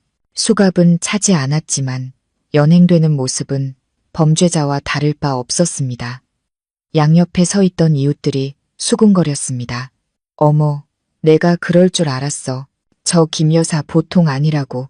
서윤 씨만 불쌍하지. 알고 보니 집이 서윤 씨 거였네. 시댁 식구들이 와서 뺏으려던 거였어. 탐욕 부리다 망했네. 착한 며느리 속인 줄 알았더니 수군거림은 욕설보다 더 무서웠습니다. 그것은 수천 개의 바늘이 되어 민준 씨와 김 여사의 헛된 체면을 찔렀습니다. 수진이가 보낸 영상을 보고 저는 안도의 한숨을 내쉬었습니다. 태블릿을 껐습니다. 아침 연극은 막을 내렸습니다. 저는 와인 한 잔을 따랐습니다. 아직 대낮이었지만 저는 수영장 옆에 서서 수면 위에서 춤추는 햇살을 바라봤습니다. 초라함. 그것이 탐욕의 대가였습니다. 그리고 이것은 이제 겨우 시작에 불과했습니다. 지구대에 끌려간 후 그들은 당연히 바로 풀려났습니다. 지훈 오빠는 형사사건으로 크게 만들고 싶어 하지 않았습니다. 오빠와 저의 목적은 경고를 하고 사건 기록을 남기는 것뿐이었으니까요. 기록에는 김 여사 가족이 소란을 피우고 타인의 재산에 고의로 침입하려 했다는 내용이 명시되었습니다. 그들은 질서문란으로 과태료 처분을 받았고 다시는 천일호 근처에 얼씬거리지 않겠다는 각서를 써야 했습니다. 김 여사에게 과태료는 창피함보다 무섭지 않았지만 민호에게 가장 큰 충격은 유미에게서 왔습니다. 이 이야기는 수진이를 통해 들었습니다. 수진이는 신기하게도 유미의 전화번호를 알아냈습니다. 유미가 경찰에게 문자를 보여줄 때 슬쩍 봤다고 했습니다. 제 친구는 유미를 놀리려고 전화한 게 아니라 계몽시켜주려고 전화했죠. 수진이가 제게 말했습니다. 야, 걔도 불쌍하더라. 엉엉 울면서 자기도 속았다고 했어. 유미는 수진이에게 김 여사가 자기 고향에 와서 서울에 있는 집을 자랑했다고 했습니다. 아들 민준이가 월급 수천만 원 받는 부장이라고 했고 그 아파트는 자기 것이며 민호 부부에게 살게 해줄 거라고 했다고, 결혼하면 유미에게 사무직 일자리도 알아봐줘서 흙 묻히며 살지 않게 해주겠다고 약속했다고 합니다. 시골에 계신 유미 부모님은 딸이 서울 부잣집에 시집 간다고 무척 기뻐하셨습니다. 여기저기 돈을 빌려 딸에게 500만 원이라는 적지 않은 예단비를 마련해 주었습니다. 시댁 가서 무시당하지 말라고. 그런데 말이야. 수진이가 안타까운 목소리로 말을 이었습니다. 김 여사가 복도에서 드러누웠을 때부터 무서웠대. 나이 든 사람이 그러는 건 처음 봤다고. 그러다 지훈 오빠 말을 듣고 모든 걸 깨달은 거야. 전부 가짜였다는 걸. 집은 뺏으려던 거고 부유함은 형수 등골 빼먹어서 만든 거였다는 걸. 유미는 곧장 자기 자취방으로 달려갔다고 합니다. 강북의 허름한 자취방. 다른 친구 3명과 함께 사는 곳이었죠. 그녀는 즉시 짐을 쌌습니다. 민호가 전화했지만 받지 않았습니다. 우리 헤어져요. 다시는 찾지 마세요. 이 사기꾼, 파렴치한 집안, 이라는 문자 한 통만 남겼죠. 하지만 민호가 가만히 있을 리 없었습니다. 자취방까지 찾아왔습니다. 애원하는 게 아니라 협박했습니다. 내가 감히 날 차, 약혼 예물로 준 금값 500만 원 안 갚으면 끝낼 생각 마. 아, 김 여사는 유미의 예단비로 쇼핑을 했던 것입니다. 그 중에는 아침에 자랑하던 새 TV도 포함되어 있었죠. 유미는 너무 무서웠지만 돈이 없었습니다. 그래서 수진이에게 전화했고 의리 있는 제 친구 수진이가 나섰습니다. 수진이는 제게 전화했죠. 서윤아, 우리 쟤 좀 도와줘야 할 것 같아. 저는 그 뜻을 알았습니다. 수진이에게 500만 원을 송금했습니다. 이거 걔한테 주고 민호 얼굴에 던져주라고 해. 내가 복 짓는 셈 칠게. 그날 오후 수진이는 유미를 한 카페로 데려갔습니다. 민호도 불렀죠. 수진이의 말에 따르면 민호는 유미가 화해하려고 부른 줄 알고 거만하게 들어왔다고 합니다. 여기 돈. 수진이의 지원을 받은 유미는 한결 당당해졌습니다. 그녀는 500만 원 돈다발을 테이블 위에 던졌습니다. 당신 돈이에요. 갚을게요. 이제부터 나와. 당신, 그리고 당신 집안은 아무 관련 없어요. 민호의 얼굴색이 변했습니다. 너, 이 돈 어디서 났어? 알 거 없어요. 유미가 쌓였던 울분을 터뜨리며 소리쳤습니다. 고향 가서 농사 짓는 게 낫지. 당신네 같은 악마 소굴에는 발도 안 들여놓을 거야. 이 사기꾼, 형수 등골 빼먹는 거머리들아. 민호가 너무 화가 나서 손을 들어 유미를 때리려 했습니다. 평소 운동을 하던 수진이가 더 빨랐습니다. 그녀는 물컵의 물을 민호의 얼굴에 끼얹었습니다. 어디 한번 때려봐. 이 새끼야. 이 찌질한 놈. 등골 빼먹는 것도 부끄러운 줄 알아야지. 꺼져. 민호는 생쥐꼴이 되어 카페 안에서 창피를 당하고 돈다발을 챙겨 터덜터덜 사라졌습니다. 유미는 일이 끝나자 수진이에게 절을 하며 고맙다고 인사했습니다. 이래서 꼭 제게 돈을 갚겠다고 했습니다. 저는 수진이를 통해 갚을 필요 없다고 전했습니다. 액된 판 셈치라고. 유미는 그날 밤 바로 고향 가는 버스표를 끊었습니다. 파혼, 김 여사의 모범적인 가족 구성원 한 명이 탈락했습니다. 이것은 두 번째 타격이었고 그녀가 애지중지하는 막내 아들의 얼굴을 정통으로 때렸습니다. 아파트 사건과 민호의 일로 김 여사 집안은 발칵 뒤집혔습니다. 이웃인 화영 씨에게 들었습니다. 저는 여전히 그분과 연락하고 있었죠. 김 여사는 자기 낡은 집으로 돌아가 물건을 부수고 고래고래 소리를 질렀다고 합니다. 저를 사기꾼이라고 욕하고 유미를 배은망덕하다고 욕하고 민호를 여자 하나 간수 못하는 무능한 놈이라고 욕했습니다. 하지만 민준 씨는 욕하지 못했습니다.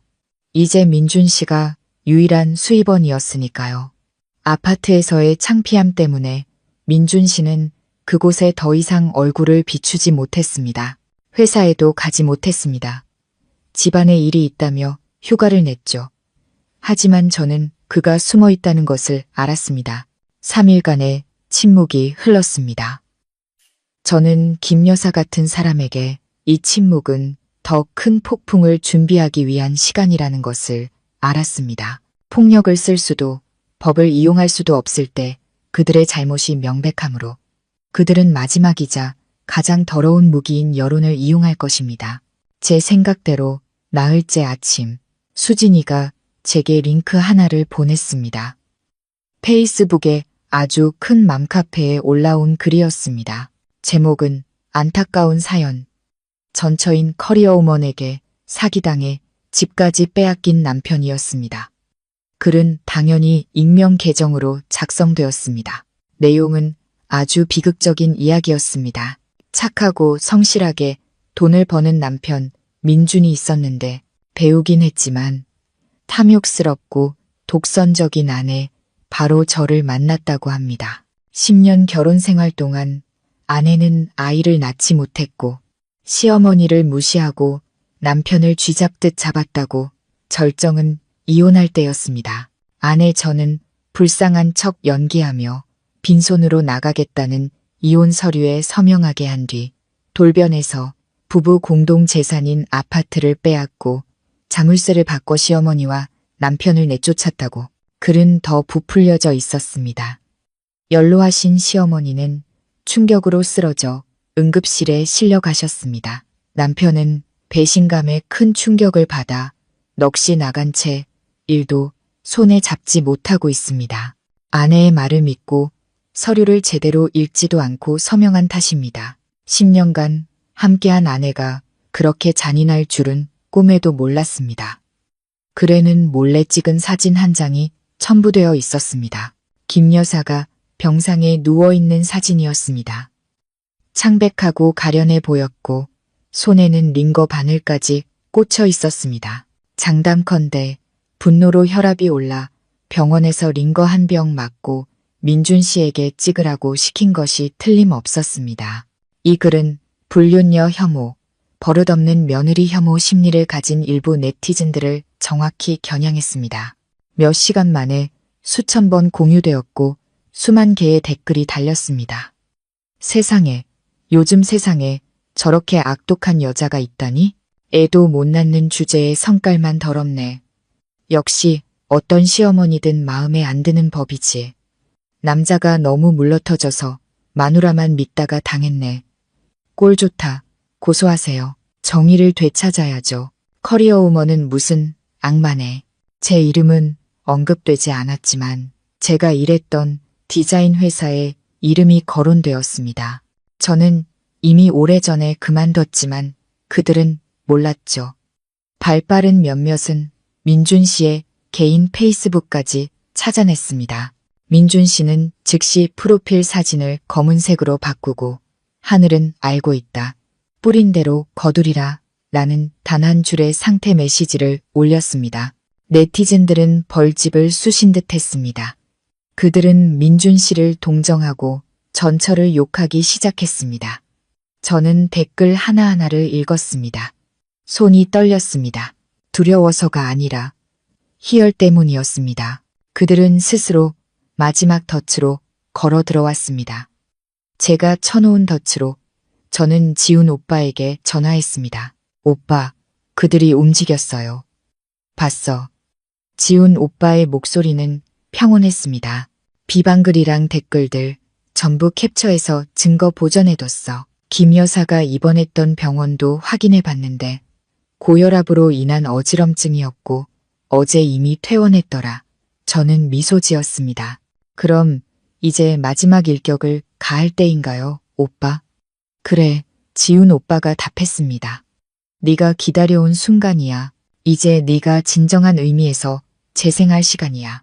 그들이 온라인에서 싸움을 걸었으니 우리도 똑같이 상대해주자. 그런데 너 얼굴 공개할 준비는 됐어? 저는 창밖을 제 재생 컬렉션 스케치가 완성된 작업실을 바라봤습니다. 준비됐어요. 저는 조금의 망설임도 없이 말했습니다. 그들이 내뱉은 모든 말에 대한 대가를 치르게 할 거예요. 제 명예는 제 손으로 되찾을 거예요. 그들이 더럽게 나온다면 저는 깨끗하면서도 이기는 법이 무엇인지 보여줄 것입니다. 저는 익명 계정을 만들 필요가 없었습니다. 제 본명 박서윤으로 된 몇 년간 방치해두었던 제 개인 페이스북을 사용했습니다. 그리고 주얼리 브랜드 재생이라는 새로운 페이스북 페이지를 만들어 그 글에 광고를 돌렸습니다. 온 대한민국이 이 글을 읽기를 바랐습니다. 제 글의 제목은 소위 커리어 우먼 사기꾼의 진실. 전 남편과 전 시어머니, 그리고 저를 심판하는 모든 분들께 였습니다. 저는 최대한 평온한 어조로 글을 시작했습니다. 네티즌 여러분, 저는 지금 화제가 되고 있는 이야기 속 애도 못 낳는 박복한 아내 박서윤입니다. 10년간 저는 침묵했지만 오늘 제 명예와 제 가족의 명예가 짓밟혔기에 저는 입을 열 수밖에 없습니다. 그리고 저는 증거를 공개했습니다. 하소연이 아니라 강철처럼 단단한 증거를. 첫째, 영상. 저는 짧은 영상을 올리지 않았습니다. 복도 CCTV에 찍힌 15분짜리 전체 영상을 공개했습니다. 민준 씨에게 문을 열라고 지시하는 순간부터 욕설을 퍼붓고 드러눕고 가슴을 치고 민호에게 문을 부수라고 명령하는 김 여사의 모든 연극이 담겨 있었죠. 이 미친년, 개같은 년, 전연을 죽여버려야 해. 날카로운 목소리와 욕설 한마디 한마디가 선명하게 들렸습니다. 저는 친절하게 그녀의 모든 욕설에 자막까지 달아주었습니다. 둘째, 법적 서류. 저는 2010년 5월 15일에 체결된 아파트 매매 계약서, 그리고 그로부터 2달 뒤인 2010년 7월 10일에 한 혼인 신고서를 선명하게 찍어 올렸습니다. 제가 부모님 유산으로 계약금을 치르고 매달 할부금을 갚아나간 상세한 은행 거래 내역서도 첨부했습니다. 민준 씨의 이름은 단 한 푼도 없었죠. 그리고 민준 씨와 김 여사가 다시는 소란을 피우거나 제 재산에 접근하지 않겠다고 서명한 경찰서 진술서까지. 셋째, 병원 기록. 저는 고혈압으로 인한 어지럼증이라는 진단이 적힌 김 여사의 퇴원 확인서를 올렸습니다. 그리고 이런 글을 덧붙였죠. 시어머님께서는 충격으로 입원하셨지만 문제의 글이 올라오기도 전인 어제 이미 퇴원하셨습니다. 어머님의 건강이 진심으로 걱정됩니다. 부디 화를 다스리시고 건강을 챙기시길 바랍니다. 넷째, 이것은 마지막 폭탄이었습니다. 제가 가장 깊숙이 숨겨둔 폭탄. 저는 제가 몰래 찍어두었던 몇 장의 사진을 올렸습니다. 민준 씨와 어린 내연녀가 카페에서 껴안고 있는 사진. 그리고 가장 충격적인 사진. 그들이 제 작업실 소파 위에서 뒹굴고 있는 사진. 저는 이렇게 썼습니다. 제가 이혼한 이유는 아이를 낳지 못해서가 아니라 남편을 공유하고 싶지 않았기 때문입니다. 저는 조용히 떠나려 했습니다. 법적으로는 제 것이지만 그 집을 그들에게 주려고 했습니다. 저는 자유만 원했습니다. 하지만 그들은 그것을 원치 않았습니다. 그들은 탐욕스러웠습니다. 집, 차, 그리고 이제는 제 명예까지 원했습니다. 그들은 저를 모함하는 연극을 꾸몄습니다. 그래서 저는 이 진실의 영상을 올립니다. 누가 연기하고 누가 진실을 말하는지 여러분이 판단해 주십시오. 글은 저녁 8시에 올라갔습니다. 8시 1분. 수진이가 가장 먼저 공유했습니다. 내 친구는 10년 동안 흡혈귀들에게 시달린 순금이야. 라는 글과 함께 8시 10분 공유 1000회, 8시 30분 공유 1만 회, 밤 9시 제 글은 모든 대형 커뮤니티의 메인에 올라왔습니다.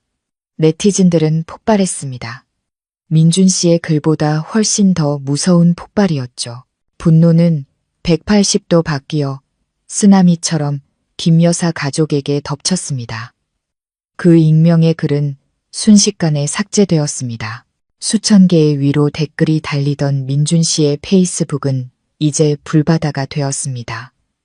세상에, 남자라는 작자가 10년 동안 아내한테 얹혀 살고 바람 피우다 걸리니까 적반하장으로 모함까지. 국민 시어머니 납셨네.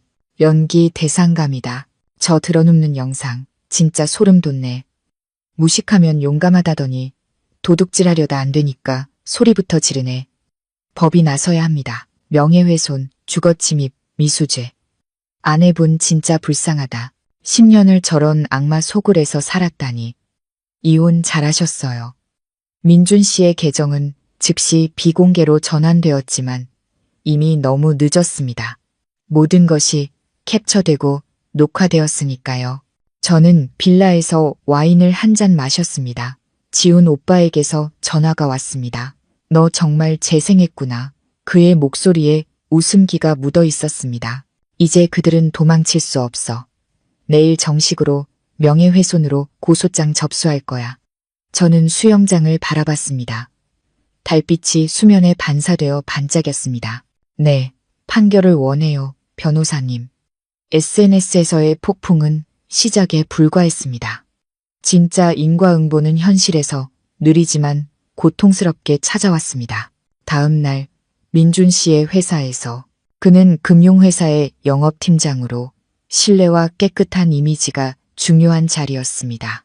하지만 이제 그의 얼굴은 온 국민에게 알려졌습니다. 단순한 불륜남이 아니라 아내에게 10년간 얹혀 살고 자신을 먹여 살린 사람을 어머니와 함께 모함한 비열한 인간으로 임원회의가 긴급 소집되었습니다. 민준 씨의 사건은 더 이상 개인적인 문제가 아니었습니다. 회사 이미지에 직접적인 타격을 주었죠.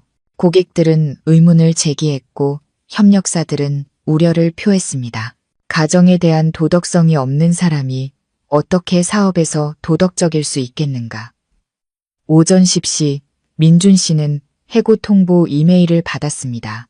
사유는 심각한 도덕성 및 회사 문화 위반, 브랜드 신뢰도에 부정적 영향 초래였습니다. 민준 씨는 해고당했습니다.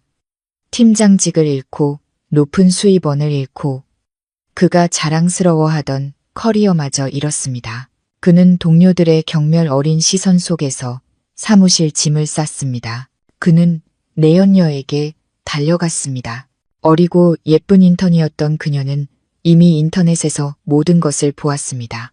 그녀는 멍청하지 않았습니다. 그녀가 민준 씨와 만난 것은 그가 팀장이고 돈이 있고 겉모습이 번듯했기 때문이었습니다. 이제 그는 실업자의 온갖 추문으로 가득한 사람이었습니다. 다시는 찾지 마세요. 그녀는 문자를 보냈습니다. 선배님이 그런 사람인 줄 몰랐어요. 아내한테 빌부터 사는 남자라니. 민준 씨는 모든 것을 잃었습니다.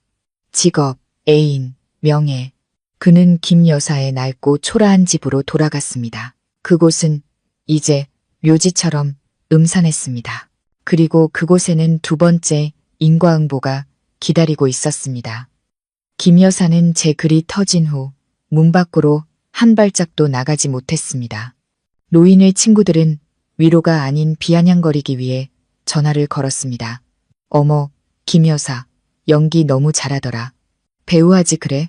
그녀는 견딜 수 없었습니다. 다른 사람들에게 칭찬받는 것에 익숙했던 그녀가 이제 온 세상의 웃음거리가 된 것입니다.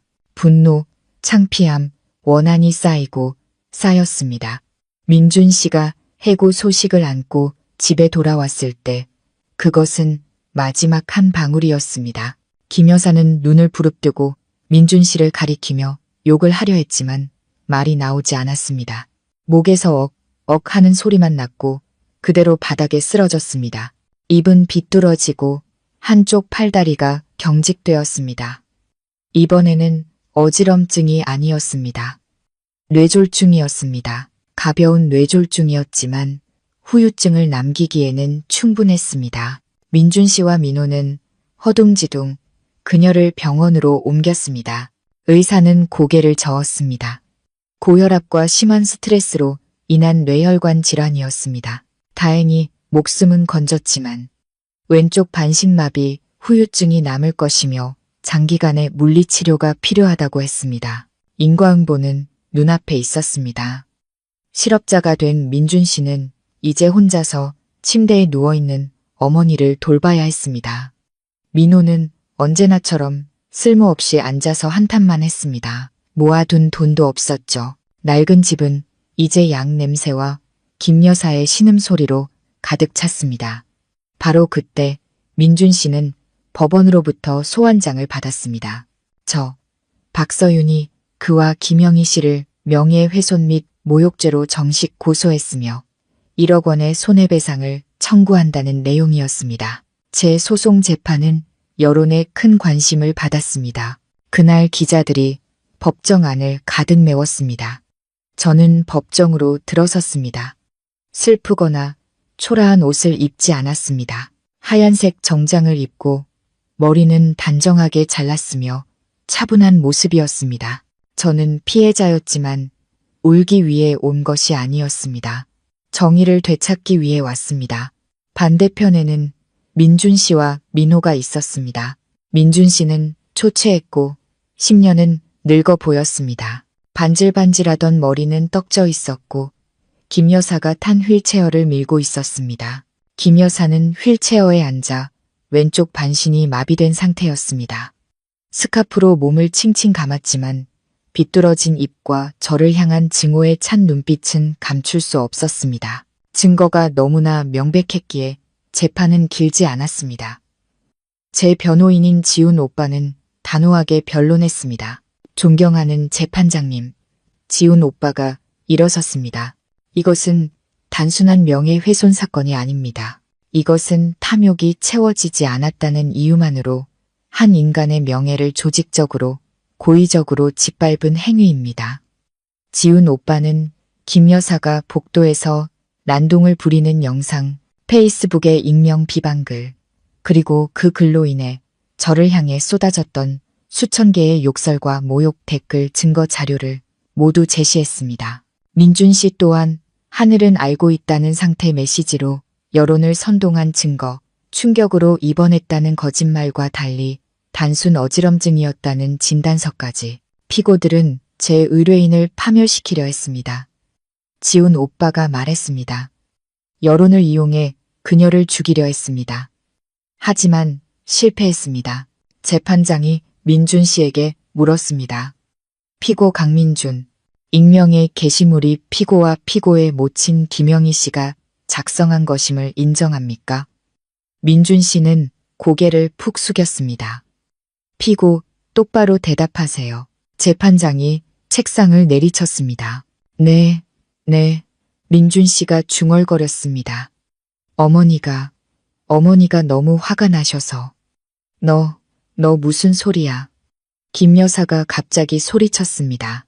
어눌했지만 분노에 찬 목소리였습니다. 네가 나한테 다 뒤집어 씌워? 그녀는 남은 한 손을 들어 민준 씨를 때리려 했습니다. 법정이 소란스러워졌고 경위가 그녀를 제지해야 했습니다. 민준 씨는 울었습니다. 그는 무릎을 꿇었습니다. 재판장님, 선처를 부탁드립니다. 제 어머니는 지금 위독하십니다. 저는 실직했습니다. 저희는 돈이 없습니다. 서윤 씨, 제발, 제발 용서해줘. 그는 저를 향해 기어오며 애원했습니다. 저는 그를 바라봤습니다.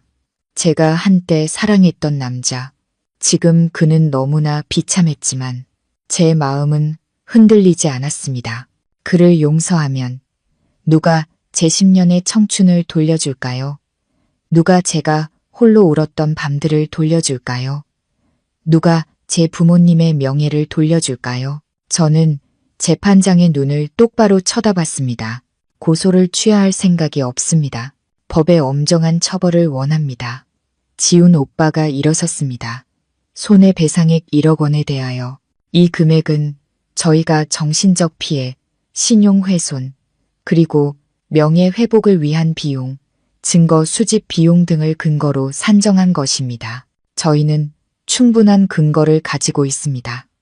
심리 끝에 재판장이 판결을 내렸습니다. 판결을 선고합니다. 피고 강민준과 김영희는 3대 일간지와 개인 페이스북에 7일 이내에 공개 사과문을 게시할 것을 명한다. 두 피고는 연대하여 원고 박서윤에게 명예 및 정신적 피해에 대한 손해배상금으로 금 1억 원백 00원을 지급하라. 1억. 김 여사는 판결을 듣자 눈을 뒤집고 기절했습니다. 이번에는 진짜였습니다. 민준 씨는 바닥에 고개를 받고 소리 없이 울었습니다. 명예의 대가는 비쌌지만 그럴 만한 가치가 있었습니다. 제게 배상금을 지급하고 김 여사의 병원비를 대기 위해 민준 씨는 유일하게 남은 집을 팔아야 했습니다. 김 여사가 평생 살아온 낡은 집. 그들은 모든 것을 잃었습니다. 서울에 집이 있는 팀장 가족에서 이제는 좁은 원룸을 전전하는 빈털터리가 되었습니다. 그것이 탐욕과 악랄함의 대가였습니다. 재판이 끝나고 저는 법원을 나섰습니다. 눈부신 햇살이 저를 비췄습니다. 가슴이 가벼워졌습니다. 10년의 짐, 모든 원한과 분노가 재판장의 망치, 소리와 함께 사라졌습니다. 저는 진정으로 자유로워졌습니다. 저는 더 이상 그들에게 신경 쓰지 않았습니다. 민준, 김여사, 민호. 그들은 자신들의 인생이 만든 잿더미 속에 버려졌습니다. 이제는 제 인생을 만들어갈 시간이었습니다. 저는 모든 열정을 재생에 쏟았습니다. 큰 매장을 열지 않았습니다. 강남의 낡은 프랑스식 빌라를 빌려 예술 전시 공간과 작은 공방을 결합한 공간으로 개조했습니다. 저는 제 주얼리 하나하나가 이야기를 담은 예술 작품이 되길 바랐습니다. 제 첫 컬렉션 불사조가 출시되었습니다. 수진이가 런칭 파티를 도와주었습니다. 많은 친구와 기자, 영향력 있는 여성들을 초대했죠. 하지만 가장 많이 온 사람들은 초대받지 않은 사람들이었습니다. 인터넷에서 제 이야기를 지켜본 여성들이었죠. 그들은 저를 응원하기 위해 왔습니다. 그들은 저를 불사조 서윤 언니라고 불렀습니다. 불 속에서 다시 태어난 여자. 컬렉션은 그날 저녁 모두 매진되었습니다. 주문이 쇄도했죠. 재생은 단순한 브랜드가 아니라 여성의 강인함, 지혜, 그리고 부활의 상징이 되었습니다. 저는 더 이상 소처럼 일만 하는 멍청한 마누라가 아니었습니다. 저는 성공한 디자이너이자 사업가였습니다. 제 하얀 벤츠를 직접 몰고 출근하며 제 빌라에서 살았습니다. 일하고 여행하고 멋진 사람들을 만났습니다. 명상을 배우기 시작했고 마음의 평화를 되찾았습니다. 저는 용서했습니다. 그들을 용서한 것이 아니라 10년의 청춘을 낭비한 제 자신을 용서했습니다. 그 시간 동안 지훈 오빠는 항상 제 곁에 있었습니다. 하지만 변호사로서가 아니었습니다. 소송은 끝났으니까요. 그는 가끔 제가 일하느라 밥 먹는 것을 잊을까봐 도시락을 사다 주었고, 때로는 공방에 조용히 앉아 제가 스케치하는 것을 지켜보았습니다. 그의 존재가 이상할 정도로 평온하다는 것을 깨달았습니다. 그는 시끄럽지도 요구하지도 않았습니다. 그저 산처럼 굳건하고 든든하게 그 자리에 있었습니다. 수진이가 또 제 옆구리를 찔렀습니다. 아직도 모르는 척할 거야. 지훈 오빠가 널 보는 눈빛에 내가 다 녹겠다. 저는 그저 웃었습니다. 이번에는 부정하지 않았습니다. 10년간 얼어붙었던 제 심장이 따뜻해지기 시작했습니다. 주말, 저녁, 서울의 하늘은 보기 드물게 아름다웠습니다. 저는 수영장 옆에서 작은 파티를 열어 그동안 저를 도와준 수진이와 지훈 오빠에게 고마움을 표했습니다. 수진이는 언제나처럼 시끄럽고 활기찼지만 그날은 일찍 가봐야 한다며 핑계를 댔습니다. 나 약속 있어. 두 사람은 천천히 고마워하든지 말든지 해. 그녀는 제게 윙크를 하고는 쌩하니 가버렸습니다. 저와 지훈 오빠만 남았습니다. 저희는 수영장 옆에 앉아 와인을 마셨습니다. 공기가 조금 어색해졌습니다. 일은 잘 돼? 지훈 오빠가 침묵을 깼습니다. 네, 아주 잘 돼요. 제가 미소 지었습니다. 곧 두 번째 컬렉션을 출시할 거예요. 이름은 안온, 안의예요. 안온, 오빠가 되뇌었습니다. 이 동네 이름처럼, 그리고 지금 내 삶처럼.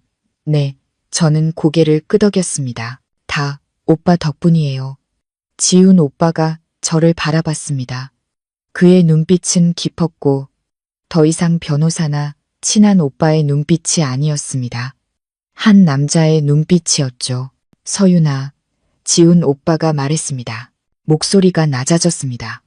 내가 널 처음 본 게 네가 열정 넘치는 신입생이었을 때였지.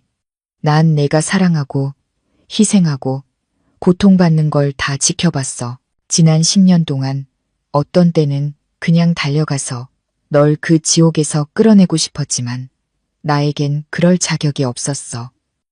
그는 와인잔을 내려놓고 몸을 완전히 제 쪽으로 돌렸습니다. 난 항상 널 존경했어. 너의 인내심, 너의 강인함, 그리고 너의 지혜까지. 넌 다이아몬드 같아. 짓밟히고 갈릴수록 더 밝게 빛나. 제 심장이 쿵쾅거렸습니다. 소송은 끝났어. 그가 말을 이었습니다. 내 변호사로서의 임무는 끝났지만 그는 심호흡을 했습니다. 하지만 널 지키고 싶은 한 남자로서의 임무는 이제 시작해도 되는 거겠지. 그는 양복 안주머니에서 작은 벨벳 상자를 꺼냈습니다. 무릎을 꿇지는 않았습니다. 그저 진심 어리고 따뜻한 눈으로 저를 똑바로 바라봤습니다. 그가 상자를 열자 안에는 반지가 있었습니다. 커다란 다이아몬드가 아니었습니다. 푸른빛 보석을 작은 불사조의 날개가 감싸고 있는 정교하게 디자인된 반지였습니다. 저는 깜짝 놀랐습니다. 그것은 제가 수첩에 무심코 그렸던 스케치와 똑같았습니다. 내 스케치를 보고 금세공사에게 부탁해서 만들었어. 지훈 오빠가 온화하게 웃었습니다. 너의 행복은 내 손으로 직접 디자인해야 하니까. 제 눈에서 눈물이 흘러나왔습니다. 하지만 이것은 행복의 눈물이었습니다. 박서윤, 지훈 오빠가 제 손을 잡았습니다. 남은 평온한 길을 함께 걸어갈 자격이 있는 남자가 되는 걸 허락해 주겠니? 저는 아무 말도 할 수 없었습니다. 그저 고개를 끄덕였습니다. 계속해서 지훈 오빠가 떨리는 손으로 제 손가락에 반지를 끼워 주었습니다. 완벽하게 꼭 맞았습니다. 그가 저를 끌어안았습니다. 아주 꽉 따뜻하고 안전한 포옹이었습니다. 저는 지옥을 거쳐왔습니다. 잿더미 속에서 다시 태어났습니다. 그리고 이제 저는 제 진정한 행복을 찾았습니다.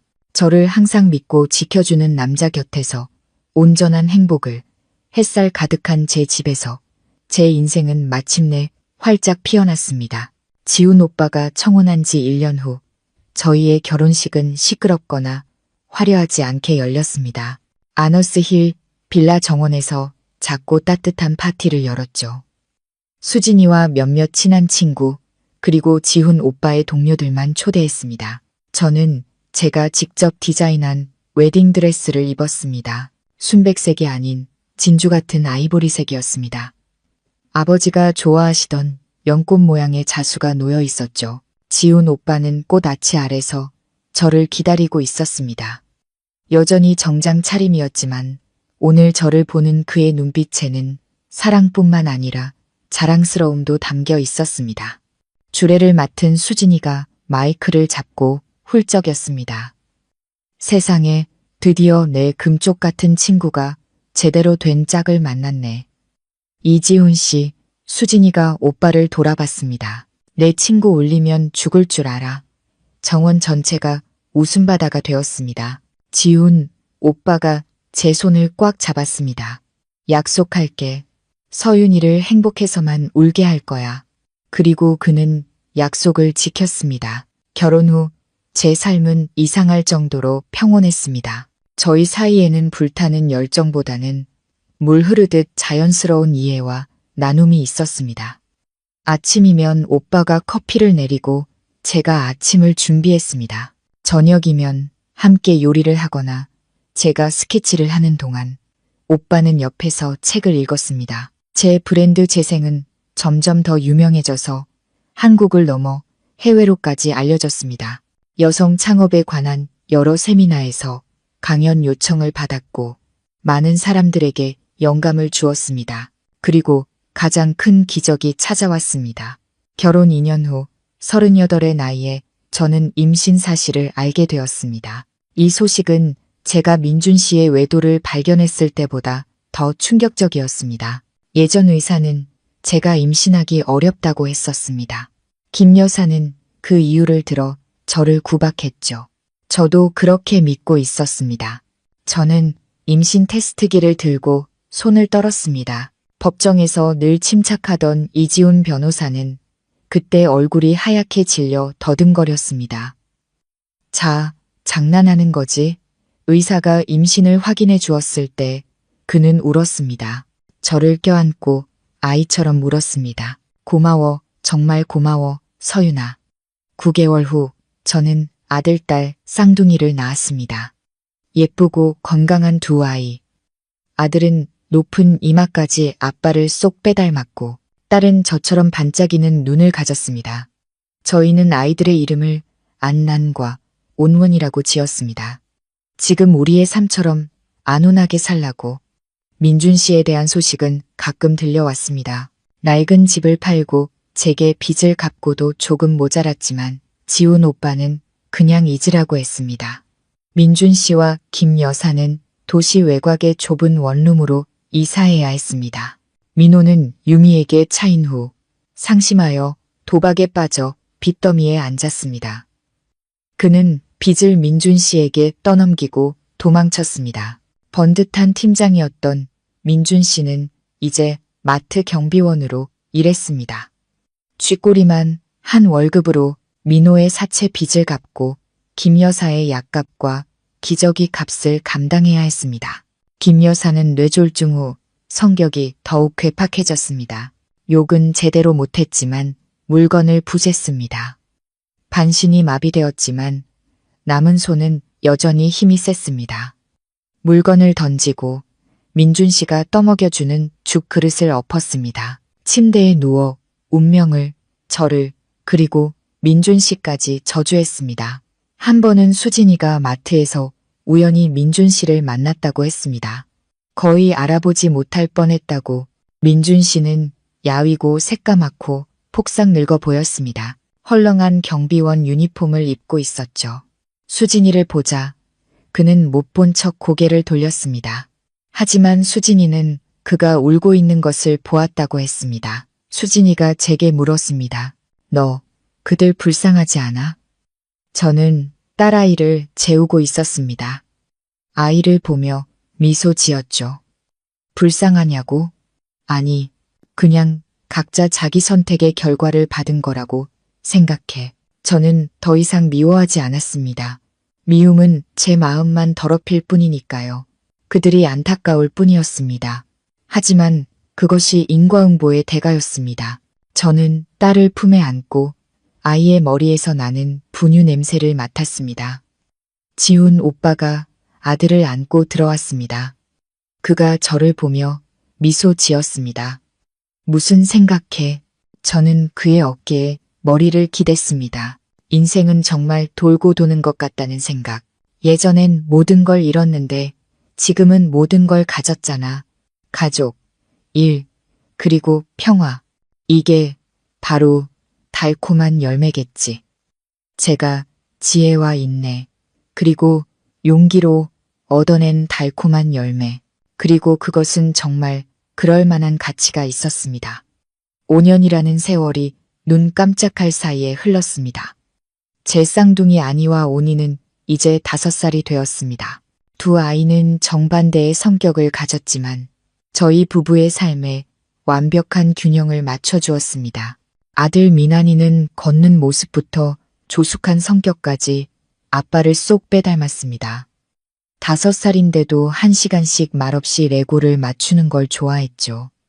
아빠가 읽어주는, 제가 보기만 해도 졸린 두꺼운 책을 듣는 것을 좋아했습니다. 말수는 적었지만 한마디 한마디가 핵심을 찔렀습니다. 꼭 이지훈 변호사처럼 딸 서운이는 저와 수진 이모를 합쳐놓은 작은 복제품이었습니다. 아이는 영리했고 입은 쉬지 않았습니다. 모든 것을 꿰뚫어 보는 듯한 반짝이는 눈과 무한한 호기심을 가졌죠. 가만히 앉아 있는 것을 싫어했습니다. 정원에서 뛰어놀고 그림 그리는 것을 좋아했고 특히 디자인하는 것을 좋아했습니다. 인형 옷이 성한 날이 없었습니다. 이 디자인으로 잘났다가 저 스타일로 바꾸기 일쑤였죠. 수진 이모는 단언했습니다. 쟤는 나중에 엄마 뒤를 잇거나 아니면 오빠 꼭대기에서 놀 거야. 확실해. 제 삶은 이제 아너스힐 빌라, 재생 공방, 지훈 오빠의 변호사 사무실, 그리고 두 아이의 유치원을 중심으로 돌아갔습니다. 저는 더 이상 소처럼 일만 하지 않았습니다. 균형을 잡는 법을 배웠죠. 아침에는 직접 아이들을 유치원에 데려다 주었습니다. 오후에는 급한 일이 없으면 정확히 4시에 유치원 문 앞에 있었습니다. 아이들에게, 그리고 제가 놓쳤던 가족과의 저녁 식사 시간을 제 자신에게 보상해주고 싶었습니다. 지훈 오빠도 마찬가지였습니다. 그는 여전히 최고의 변호사였지만 모든 술자리 약속과 주말 업무를 거절했습니다. 내 시간은 이제 당신과 아이들 거야. 이해 못하는 고객은 필요 없어. 신기하게도 제 사업은 그로 인해 기울지 않았습니다. 재생은 균형과 가족의 행복에 대한 이야기를 담고 있었기에 더욱 유명해졌습니다. 제 고객들은 단순히 주얼리를 사는 것이 아니었습니다. 그들은 여성이 강하고 성공하면서도 온전한 가정을 가질 수 있다는 메시지를 사는 것이었습니다. 오늘은 일요일 저희 집 정원은 웃음소리로 가득했습니다. 아빠, 잡아봐. 오니가 경찰과 도둑놀이를 하고 있었습니다. 오니가 도둑이었고 엄격한 이지훈 변호사는 경찰 역할을 맡아 헉헉대며 딸을 쫓아다녔습니다. 아빠 항복. 도둑 오니가 너무 빨라. 지훈 오빠가 무릎에 손을 짚고 숨을 헐떡였습니다. 안 돼. 아빠 아직 증거물 못 잡았잖아. 아이가 소리쳤습니다. 증거물은 아침에 아이가 빼앗아간 오빠의 넥타이였습니다. 저와 수진이는 그네에 앉아 차를 마시며 배를 잡고 웃었습니다. 야, 봐라. 수진이가 저를 툭 쳤습니다. 내 남편 이미지 다 무너졌네. 저는 미소 지었습니다. 난 이 무너짐이 좋은데. 그때 조용히 책을 읽던 아니가 고개를 들었습니다. 오빠에게 다가가 물병을 건넸습니다. 아빠, 물 마셔요. 오니는 저쪽 길로 뛰었어요. 조금 있으면 지칠 테니 아빠가 저기서 기다리면 잡을 수 있어요. 지훈 오빠는 아들을 보며 눈을 빛냈습니다. 역시 내 아들, 그는 아이의 머리를 쓰다듬었습니다. 저는 그 광경을 보며 마음이 따뜻해졌습니다. 아빠의 지혜, 엄마와 수진 이모의 영리함, 아이들은 모든 것을 가졌습니다. 갑자기 수진이가 제 귀에 속삭였습니다. 너 그 강민준이란 놈 기억나? 저는 잠시 멈칫했습니다. 그 이름은 아주 오랫동안 듣지 못했던 이름이었습니다. 왜, 갑자기?